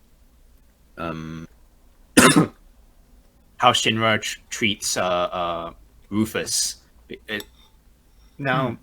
Meredith, you played before Crisis, right? A very long time ago, but yes. Yeah. Do you remember what exactly happened in terms of Rufus being rooted out as a traitor and stuff? I would have to refresh myself on all of that. This theory you brought, Brian, is this the one that makes the most sense to you? It makes a bunch of sense in terms of establishing why there are three timelines. It's not entirely clear in terms of why it exists, but it's more plausible than speculating, I suppose. Give me a second. I'm gonna get some water. Yeah, please. Go for it. So, can you just kind of because he's focused on Before Crisis right now. Can you sum that up for us, Meredith? Oh my gosh, it's been again like super long. I can look at a because that was mostly Turks. Points. That was Turks focused mostly, right? Yeah. So yeah, Yeah. So yeah, Before Crisis was the prequel to obviously, as we said, the prequel is part of the compilation, and it takes place 6 years prior, I believe, to the events of 7, and focuses on the adventures of the Turks, which is pretty cool. So, and yeah, like we said, it's for mobile devices and things like that. But I remember it having a pretty deep plot for being a mobile game. I know that, I think let me see if I can remember this. President Shinra like gets real suspicious of the Turks, because oh my gosh, I gotta remember now. It's gonna be tough. And Rufus does have a betrayal in that, and the president didn't want Rufus's betrayal to become known, so he orders for the Turks' destruction. That's okay. What happens, right, Brian? Am I on the ball? I never played Before Crisis, so I'm okay. not... Well, I am going to look up the plot and drop it in to chat, and y'all can do your research. Yeah. So the main thing about I guess it's not that important what happened in Before Crisis, but more to say that Rufus. The main point here was that Rufus is actually the secret founder. No, like the main benefactor of Avalanche, and that's how Avalanche manages to scale up and get so much resources to actually get into bigger fights with Shinra throughout the events of the remake. That's never said at all in the remake timeline, but this could be something that they'll reveal in the future remake games. Moosefield Cat says Avalanche existed but had a different leader, etc., and it was kind of larger in Before Crisis. We're not saying that Rufus is the leader of Avalanche. It's that he's the secret money. Yeah, he's funding them. Mm-hmm. Yeah. Yeah, and worth noting that Rufus is also the son of the president of Shinra. Yep. Noach Libic says, I thought it was supposed to be the mayor of Midgard. The mayor of Midgard is an insider, he's a spy planted inside Shinra. Mm-hmm. But yeah, so Jacob, as it's also established in the remake, he can't do jack shit. So on the other hand, Rufus can do much more. So if I'm Domino, I have the same role in Shinra that I do at Ysbryd. But the best. The best. But okay, so knowing that Rufus is backing this whole the whole financial backer for Avalanche, it sets up this whole thing where although it doesn't really account for much, it's just a major example of showing how the remake timeline is allowed to deviate, but Avalanche becoming bigger doesn't necessarily mess with the Whisper's intentions for the remake. I also want to just rewind a bit and make it clear that does everyone understand what the Whispers are for? To their fate. To kind of keep everything on the original timeline is the impression that I got when I was playing. That's the broad stroke, but do you know what the Whisper Dome, the giant amassment of whispers at the end of the game, what's that for? Why does the Harbinger come out? That feels like, although the Whisper Dome that's kind of over the whole thing. Yeah, which Zach can also see technically. Right, in the past. that kind of felt like they were trying to keep Zack from getting there. That's what it felt like to me. Or they couldn't. I don't know. Maybe they can't move away from a Mako reactor. I'm not sure. What do you think? You tell me. Meredith, you want to comment? Educate us, Brian. Yeah. Okay. Yeah. So the main thing is, yeah, actually, you're not wrong about that, Jacob. They probably amass around Midgard because Mako gives them power, probably. But on the other hand, I mean, insofar as saying Mako is live stream, right? These are live stream powered entities. Now, they create this Whisper Dome to summon the Harbinger because, as I understand it, my understanding of the events is that the Whispers. You see this thing on the chart called Harbinger failsafe. That's basically the Whispers saying, and the planet saying, okay, this shit has gotten way too off course. Yeah. We are gonna reset this and everything that happened inside this locality to what happened in the OG. Yeah. So there's a really weird thing that I didn't notice this until a few days ago while sort of studying up for today's chat. So when you enter the singularity, like the boss battle zone with the Harbinger, you'll see at the beginning do you remember when the tornadoes show up? Yeah. And like all the stuff starts flying around the air and the party gets caught up in the tornado. You remember that part, right? Yes, I do. Yeah, I was focused on Biddy Truck. Yeah. Yeah. Well, You're very busy. So the tornadoes weren't actually destroying things. They were. You'll have to go back after the chat to watch it, but they actually, as the tornadoes passed through objects, they were creating duplicates of each object. It was sort of like watching, like, say Biddy Truck, right? If the tornado swept past Biddy Truck, it would create a clone, like a ghost of Biddy Truck will fly out of Biddy Truck. What? No. What? No. You can see it most clearly at the beginning, like as it passes through this giant crane, like a second crane flies out of the crane. Like the Ancient One punching the Hulk in Avengers Endgame. Like, yes, exactly. Okay. That kind of. Yeah. What? No. What?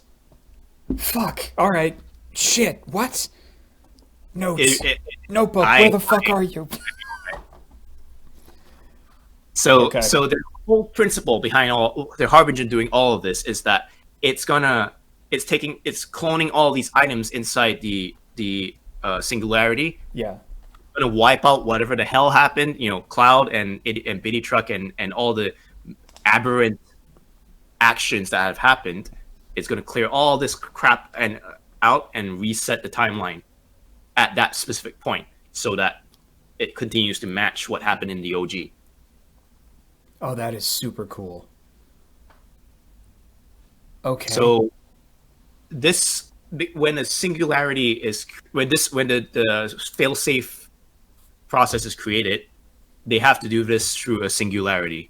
And as people who love sci-fi may know, a singularity reaches through all points of time and space.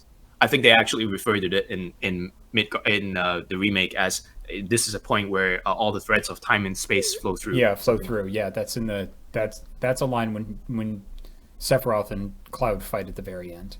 Correct. So that's why Zack in his special time, in his version of the timeline, could see it, and Zack in his timeline was probably going to die, even if he survived the last stand. The Whispers would have killed him as they kill people. I mean, quote unquote, kill people like Wedge and whatnot, right? Mm-hmm. So it's very easy to imagine Zack would die, but because remake timeline, Cloud and gang destroyed the Harbinger, the Whispers were prevented from doing so. Fuck. So like that could just be another timeline that doesn't even matter, really. Like You mean they might never even bring that timeline up again. That might have just been a snapshot of like a different reality that they affected. that's also plausible, but now I think you're going into like multiverse theory, Yeah, which I mean it's similar to multiple timelines. I think there's a difference between multiverse in which there are infinite realities that are altered depending on each action you take. I think we just number one, for storytelling purposes, I think have to imagine that the development team does not want to destroy our brains with like the possibilities of multiverse Yeah. theory. No, I would agree. I would agree that it's timeline theory over multiverse It would theory. also be a super bad application of Chekhov's gun. Yeah, I absolutely agree. Yeah. Yep. So we'll assume that Zach's timeline already exists for reasons unknown, Yeah. and we're just getting to see that the consequence of destroying the Harbinger is that Zach lives, right? Yep. Let me just hold on 1 second because some folks might not know what the hell Chekhov's gun is.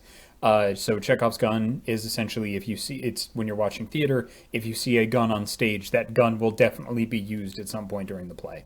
So don't show anything that at some point you're not going to use unless it's a very specific red herring, but you're still using it in some way. And as far as we've seen in the remake, they were actually really good at foreshadowing stuff. So Yeah, I didn't notice. and No, I didn't. I think I literally cried at every session that we played. We played 22 of these fucking sessions to finish this game, and I think I got teary at least once during all of them. Fucking game. Anyway, so please continue. yeah, so I mean that's the broad strokes of this multiple timeline. The three timelines thing is that there are two events that um, that cause the OG timeline to split into three, and the destruction of the Harbinger basically means that these other two timelines can now go wherever the fuck they want, wherever the hell you know, the development team wants them to go. It is open season in that sense, but we'll see. Jesus fuck. Well, I'm gonna be poring over this fucking chart after. Yeah. Because it's a very interesting theory. There's a couple of other ones like to get down to the smaller points. Unless are you finished? I don't want to. Yeah. Okay. I'm at the taking questions point. So and Chad, if you have any questions for us, please throw them out. This would definitely be the time for it. Let's see. Heckler in the stands asks, do you believe that the three Whisper avatars who fight Cloud in the Singularity are the Sephiroth clones from from Advent Children? Yeah. Yeah. Yes, it was actually recently confirmed. Meredith, That you it want to is. say one? No, it was confirmed that it was Kadaj and Laws. Kadaj's gang. Kadaj, Laws, and Yazoo. Oh my That was fuck! Wait, how though? Why? Why would they? Kadaj, as a quick note, Jacob, I know you haven't gotten that far. Kadaj is in the novels. Like he's way back, even before the novels too, because one of the main characters of The Kids Are Not All Right towards the end sees Kadaj and says, "What are you doing here?" Yeah, no, Kadaj exists way before in the Seven universe. It's not just in Advent Children or the novels. Oh, I agree with that, but how do the Fates get control of the clones to make them whisper things to fight Cloud? Like that's the connection I'm not making. Unless they were. Yeah, I'm sorry. Go ahead, Brian. No worries. So the first thing is that why them?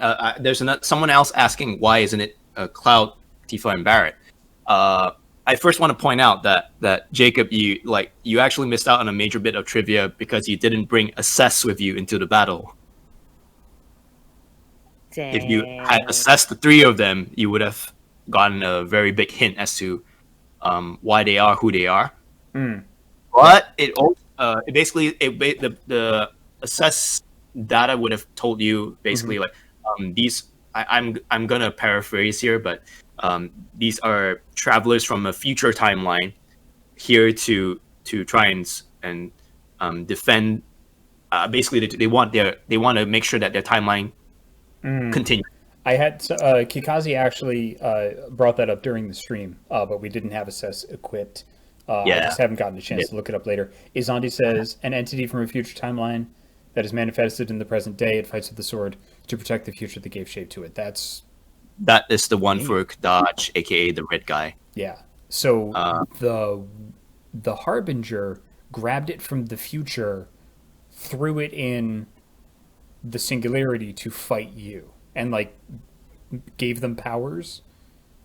Something like that. It may not necessarily be like their literal consciousness, but you know, the implication is that the Whispers want to protect the OG timeline, which is the Advent Children timeline. Yeah. Right. Yeah. Yep. So it's I mean it's plausibly them just based on the evidence alone. Yeah, But yeah. why it's definitely Kadaj and gang is because the weapons match more.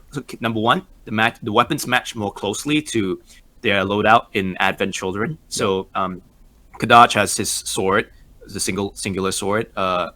If I think Laws is the melee fighter, so two fists, two gauntlets, if I remember the Whisper battle correctly, and the one with the guns has two guns, right? Barrett only has one.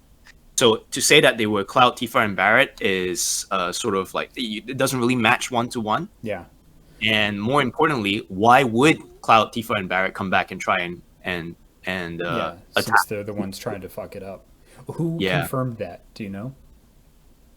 It was the scenario writer. There were a lot of I think Nojima-san came out and confirmed this. Awesome. That is so fucking rad. What Either a good note. He confirmed it in the Ultimate. There was a second Ultimania or something like that where he confirmed it. That's awesome. It wasn't confirmed until pretty recent, like last month or something. Awesome.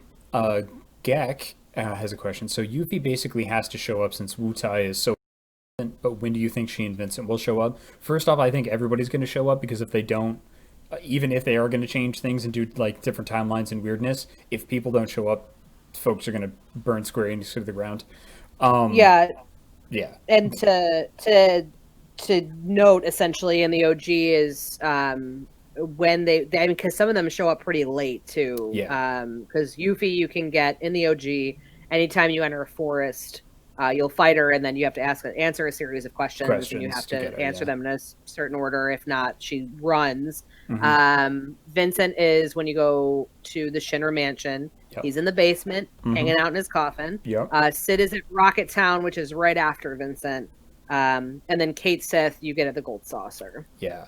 So what I think is going to happen is I don't think there's going to be any optional characters in the remake. I think you will encounter them all, and maybe like Red 13, they're going to be like guest fighters.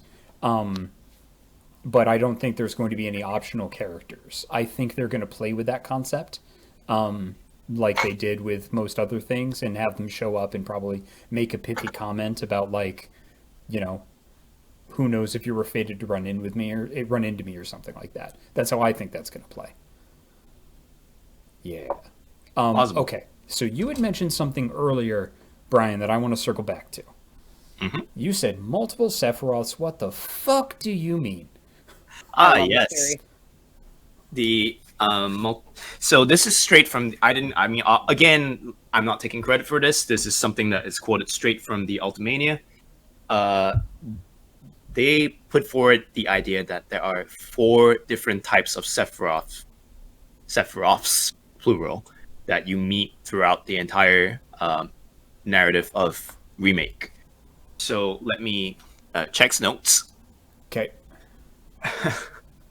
The 4 types are, number 1, the illusions that Cloud sees, you know, that we can't tell whether they are his hallucinations or maybe, you know, it's the Genova cells trying to trick him into something or another. Can't really tell. Second type, there are the memories that Cloud has, this doesn't show up too often, but you will see at least one memory of Cloud's time in Nibelheim, Okay. where he saw Sephiroth from back then. Yep. Ostensibly, this since we discussed that earlier, that Cloud has overwritten Zack's memories as his own. Yep. It's not clear whether these are Cloud's true memories or Cloud's impression of his memories, but that's not that important, I suppose. Okay. Number 3, of course, the one that most people have seen, the black robed figures that transform into Sephiroth. Yeah.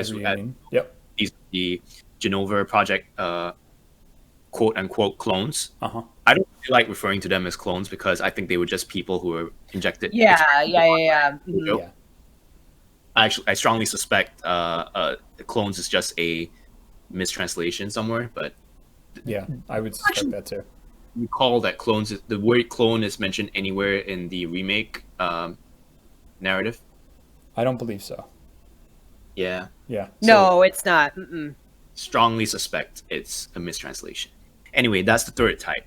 And the last type, this is the funkiest one.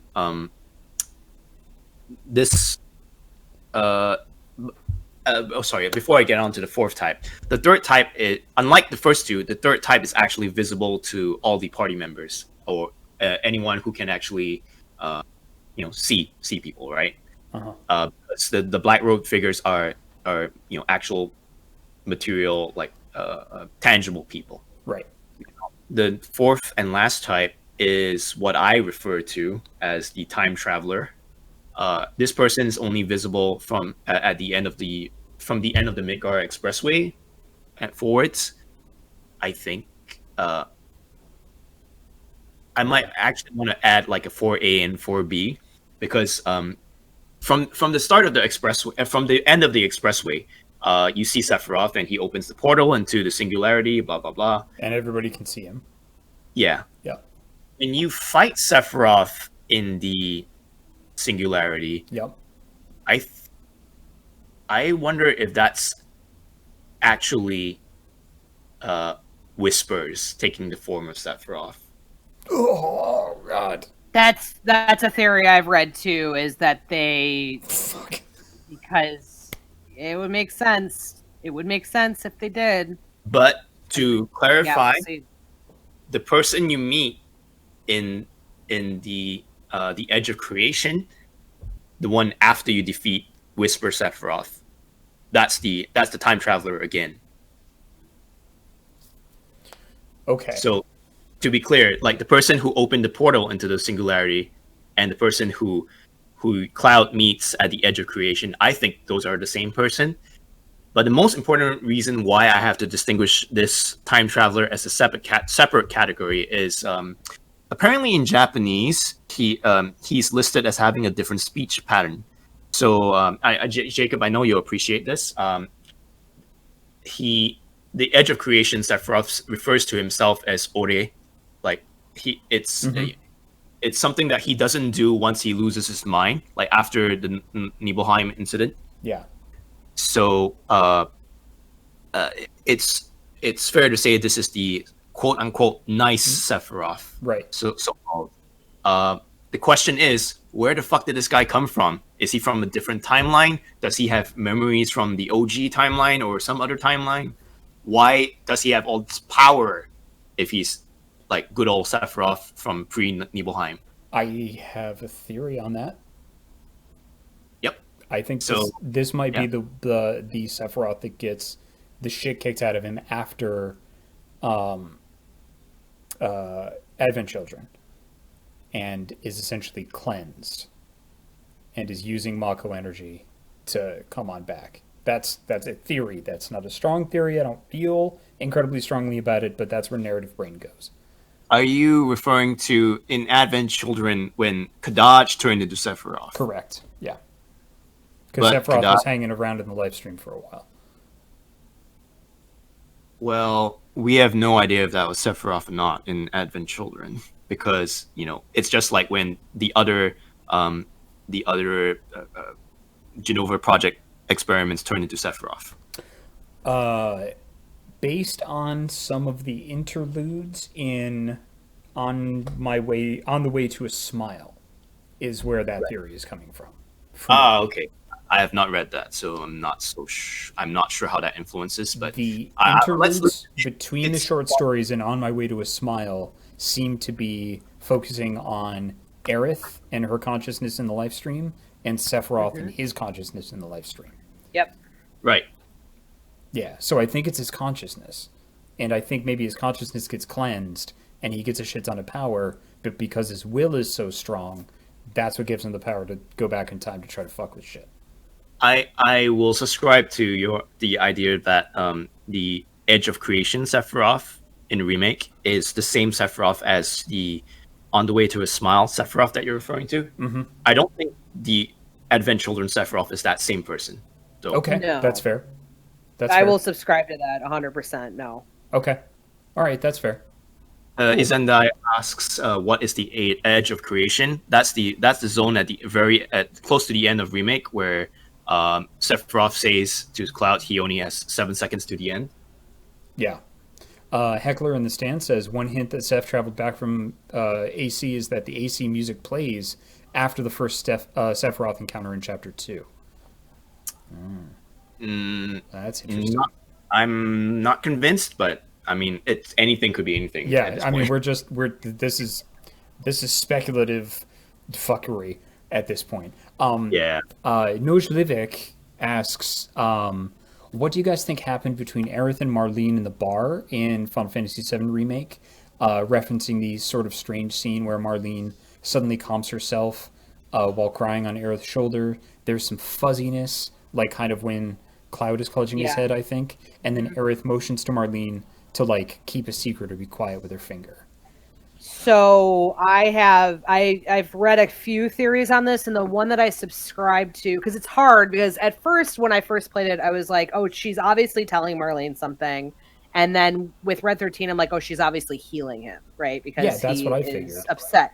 Yeah. So one of the fan theories that I subscribe to on that is that because when, and this part's the stretch part, is, you know, when Cloud's walking with Aerith to Wall Market and he has that future vision, right, of Aerith dying. I think that, and this is my theory, that she's showing an everything's going to be okay situation, like the future, because I wouldn't put it past, where she's like showing Marlene like, hey, it's fine, you get to, you know, this is you with Barrett, or hey, everything's gonna be fine, we're, you know, with Red 13 we're gonna get you back to Cosmo Canyon with your grandpa, everything's gonna be cool. That's mine currently. Okay, I read it as she just has ancient calm your shit down powers, like because she's so close to the planet, all she's doing is kind of communing with them to calm them down, and it was her revealing herself as an ancient to Marlene and just being like, shh, keep it quiet. I know I did something weird. Don't tell anybody. And then same thing with Red 13. Because at that point, everybody knows she's an ancient. That's kind of how I read it. My theory is way less sexy. But that's what I thought. Oh, let's hear it. No, that was my no, theory. I said, or I'm sorry. I'm glad that you are expressing it so we can hear it, because it is important, because we don't have enough information. That's why we're speculating. Yeah, that's kind of what I thought. Yeah, I'm more or less in the middle of the road here between both Meredith and Jacobs. I broadly subscribe to the simpler idea that it's just sort of sharing the energy of the planet with Marlene, and similarly with Red. Yep, I would agree with that. Now, is there anything else, because I didn't see any more questions from the chat, is there anything else about the Final Fantasy VII Remake that kind of gets you? Like that you want to talk about or go into? Because I have a couple of questions that kind of deal with the larger Final Fantasy universe. I if we're going to get into fuckery, we might as well get into fuckery. Sorry, go ahead, Brian. Let's do it. I only have unanswered questions, but those are things that can only be answered in the next game or the future games anyway. So that's actually, I mean, that's a really good segue. What are those questions? What questions do you want to have answered? After everything we've discussed, I guess, you know, Number one, and most of these are probably related. What's causing Cloud's headaches? I mean, I think it's just the Mako. It was gonna be my thing. I would say his see headaches are him trying to resolve current reality, or that. like Yeah, with a combo. Me not Zach. You Yeah, get headache. I think it's a combo. Right. I think that it's partially Mako and then partially because I mean most of his headaches come from remembering things, you Yeah. know, and being like, "What is this?" Even in the first reactor, when the black feather falls, he has a headache. When Aerith is talking about Zack, he has a headache. So like it's interesting. I'm not Yeah. sure. Yet. Well, the one with Zack, that's more like that seems likely it's triggering something in his memory. Mhm. But there are some instances like the one we were talking about in Sector 5, when leaving Sector 5, when Cloud sees a vision of Aerith dying. That's And then he fuck. cries. not Yeah. something he would know, or not something Right. he had repressed. It's something from the future.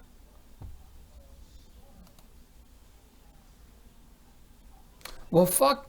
Now I don't know. Shit. Yeah. Yep. Now, Brian.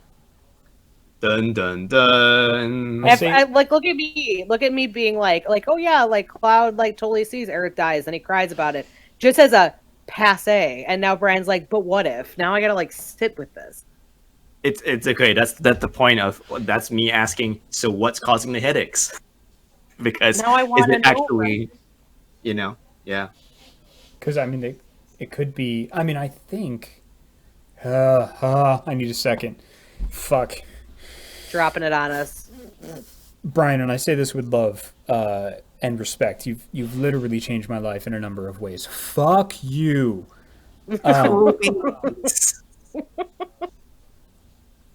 Many fucks were taken. Oh my god, you should be so lucky. Jesus. Okay, yeah, so I think maybe the headaches could be not just I think it's a reassertion.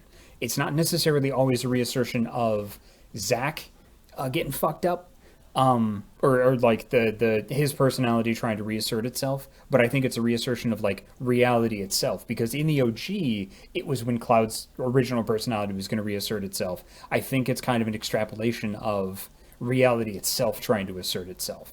I don't know why it's just Cloud. That's fucked up. But The planet through the whispers does enough assertion about making things the way that they were. Yeah. So Cloud especially doesn't need more assertion unless there's some other reason why he's involved in this. yeah, that's the thing. That's my working theory, is that he's catching glimpses of what should be, what ought to be, because he's actively fighting against it. Because I think Red 13 got that too, when they got the weird, like everybody got a vision of the future, kind of part of their future, when they got touched by the rainbow stuff from the Harbinger. So Yeah. I think that might be an artifact of seeing the future as it ought to be. Yeah, I don't know. I don't quite have that worked out. That's a really good question. Fuck you. That's okay. That's why this is an unresolved question. But similarly, how does Aerith and or Sephiroth know all these things from the future? Live stream fuckery. Probably, but Yeah. more concrete, I suppose, would be cool at some point. Well, maybe they'll never Yeah. tell us. And Who knows? these are the questions that you want answered. I mean, that's a very Japanese storytelling artifact too. Is just kind of like throwing it in there and being like, "Oh, isn't it obvious? I'm looking at you, Evangelion." Yeah. Yeah. So I've it got might. Sorry, No, you Go got two ahead. more. Go ahead, man. two more big questions, and then Yep. I think we can roll over to your questions. Yeah. Why can Rufus see the whispers at the end? Ooh. Nobody else can in that Yeah. room. I think because he's the only one with the will and the intelligence to try and change fate. It kind of puts him on par with the protagonists from a narrative standpoint, and I think that's why he can see them, because he is a threat to how the future might go. That's what I think. someone postulated a theory that that whispers. The Wandering Nomad said, "Why can Rufus shoot lasers from coins?" That's the real question. Asking the real question. Inra technology, baby. Sorry, you were saying, Brian? Someone was postulating a theory that the people who can see whispers, as soon as they touch someone who, it's like in the very beginning in Wall Market when Cloud meets Earth, Cloud cannot see the whispers until Earth touches him. Okay. So someone's saying, the destined ones, when they touch someone else, they'll see whispers. And in theory, I'm like, yeah, Cloud touched Rufus obviously because they fought, but then that's kind of a plot hole because of the millions of people that the party has fought in the whole remake, all those people should be able to see whispers as well, but they don't. Mm-hmm. So I'm not sure why. Maybe it's specifically Aerith who has touched them. I don't know. No idea, but that's a very good question. All right, what's your last one?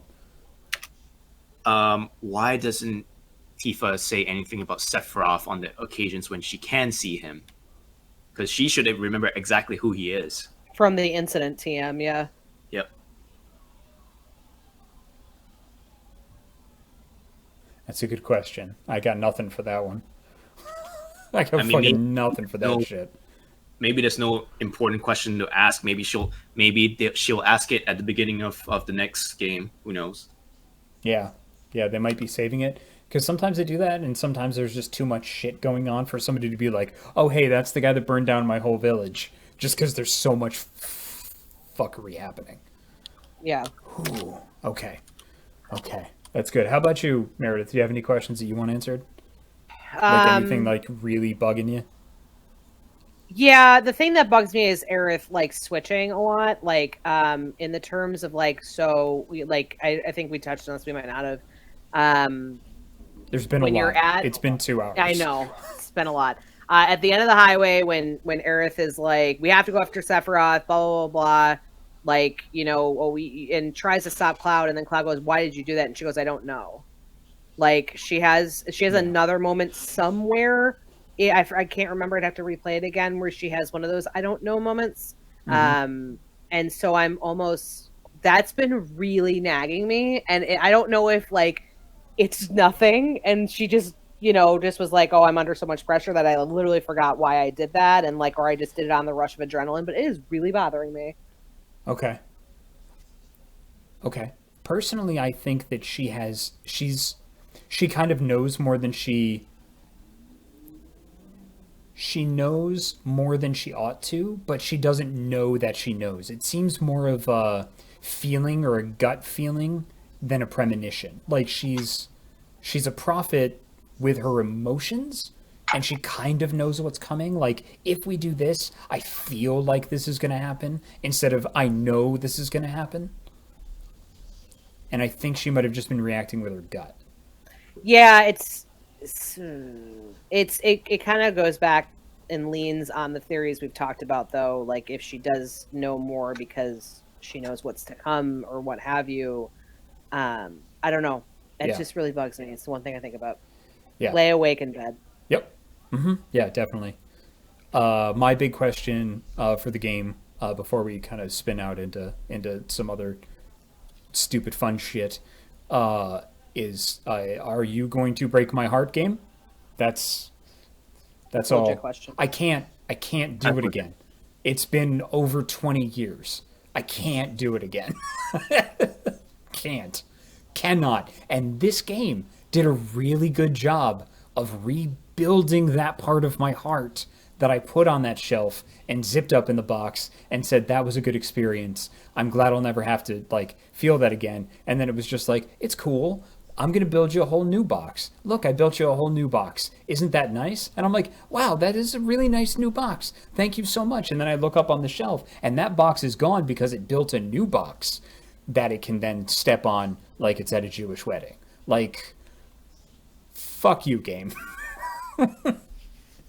Fuck you.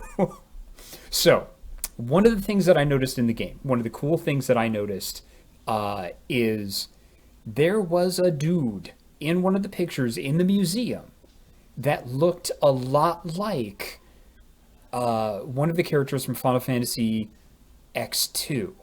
Shinra. Yeah. Shinra, yep.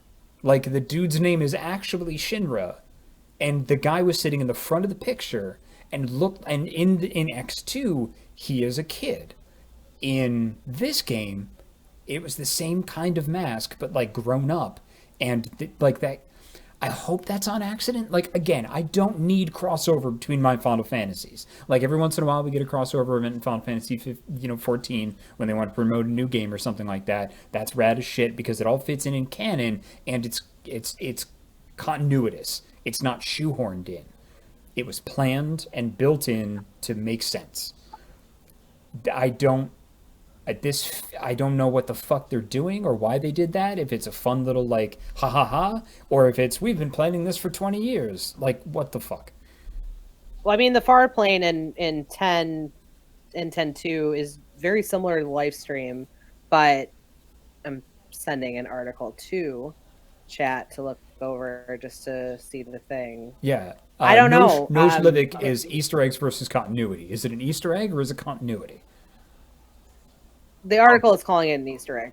I'll go for Easter egg too. Easter egg? Okay. Because you had said something fucked up at the beginning of the stream, Brian, that, what was it, 7, 15, 12? No, not 12, because that's Avalis. You said that there were 3 Final Fantasy games or 4 Final Fantasy games that are actually connected? Oh no, I was just talking about the compilation, but... Oh, okay, got it. Okay. All right. Because didn't somebody at some point say that there were, like, connections between 7 and 10? There are theories that 7, 10, and 15 have connections. They haven't come out with it and said anything yet. If they have, chat, please let me know. But there's a couple of, like, Easter eggs, what have you, but a lot of people are subscribing to their fan theories that they're all connected. Okay. Do you two buy into that at all? Because that kind of just sounds like wishful thinking. Because the Final Fantasy games, again, aside from the Dissidia theory, aren't connected. And Final Fantasy 14. And 11. Yeah, I wouldn't read too much in like there's a zone where, you know, for Square Enix stuff you treat it as this is lore, and this other fun stuff here is just like, oh, Noctis is in my Final Fantasy 14, great. Oh no, they built that. That's actually built into the storyline. Like that's real. And from the perspective of Final Fantasy 14, the other worlds that are out there are other dimensions are some of the other Final Fantasy games. But that ties into Dissidia theory. Yeah, so we're not discounting Dissidia theory, which I know nothing about. Yeah, that's a whole. We're not starting a podcast. No, we don't have the time, Brian. I don't want to know about Dissidia theory. You're the one who keeps talking about podcasts. Okay, so there's one thing. Think it's fun. There's one thing that I want to kind of end on, if we're not spinning off into a bunch of other shit that's connected. There are theories out there that I saw and then recoiled away from as if they were going to burn me, like holy water, is that there are people that are trying to connect 7 Remake to Kingdom Hearts. What the fuck? Can you, like, 50 words or less this, or what the fuck is that? Why? Yeah, I can 50 words or less this. Okay. No. Yeah, okay, no. Great. Good. Fucking marvelous. If you want to look it up, nah. Yeah, we're not just because they're stinking up our stream with that. Yeah, no, just because the characters are in Kingdom Hearts as a reference, like, and no. The answer is no. Brian and I are voting no. That's our answer. Extremely no. Extremely no. Okay, very no. Good. Great. You know what? I don't even want to know anymore. You both have cured my curiosity. Fuck yeah. I think that pretty much brings us to the end. I didn't see any more questions in there. I think all we can do now is read all of these articles, and I'm definitely going to pour over this fucking chart that you found.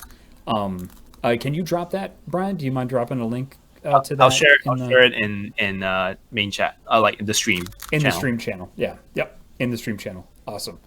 Well, I think that's good. Ocelot said it very well in chat. My brain is jelly. My brain is also jelly. Holy fuck. Like, this was absolutely fantastic. Thank you very much, Brian, for suggesting this. Meredith, thank you very much for being here and for being here for the whole run. So should we... Actually, I do have one last question. Should we, before we go dark on Thursday, and for the run of Desert Bus for Hope, which I highly encourage you to watch, you can see details for what we are doing because I can't do the whole spiel again. Again, my brain is fucking jelly. Go into the announcements. Follow us on social media. All of the stuff. We're doing 2 Valhalla lots. If you want more information, go to the announcement channel on our Discord. Before we do that, should we tell people what we will be playing on Thursdays, beginning after Desert Bus? I think we should. I think we should. Brian? Sure. Give me just 1 second. I have a prop for this. This is a fun time for Brian and I, who cannot see Jacob. Yeah.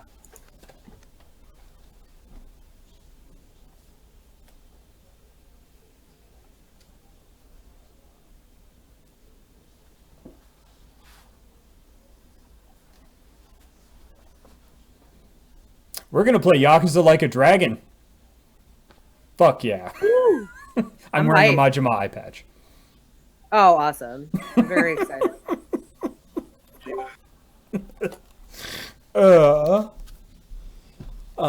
Brian actually came up with that, a very, very good idea. A lot of folks had a lot of really, really good theories. But here's the cool thing is that Meredith said that she would, as much as time allows, join us for Thursdays. As a friend of mine named Ian Horner, over on his stream Tilty House, introduced me to the Yakuza series. We played it on Wednesday nights. You can go over to Tilty House on YouTube and see some of those old playthroughs. Introduced me to the series starting with 0, and then we went through parts of... I played Kiwami 1 and Kiwami 2 on my own. But number 7... Like a Dragon is currently out. We just finished downloading. Brian suggested that we play it because people might be new to the series, and this is a really good jumping on point because the main protagonist, Kiryu, is finished as of Yakuza 6. So we're going to do some of that, and I get to introduce this series, which I love dearly because this love was implanted in me, and I get to share it with Meredith and with Brian when... Brian has the time to show up as well because all of us at Ysbryd Games are involved in other industries as well. Yep. Yay. Yep. Awesome. Well, excellent. Thank you both very much for being here. Chat, thank you very much for joining us while we nerded the fuck out. I hope you have a wonderful, wonderful evening. Please, again, we'll be dark on Thursday. We'll be dark next week. Our channel will be hosting Desert Bus for Hope. I hope to see you on the bus. Give if you are able to, but just be there and give us hope. I will be on Alpha Flight from 12 to 6, but it starts this Friday at 10 a.m. It's going to be an 8-hour shift, and then we're just going to ride that bus straight to hell, also known as Tucson. So as always, take care of yourself, take care of others, and keep your spirits up. Say goodnight, everybody. Good night, you all. Night. Bye. Bye. Boop.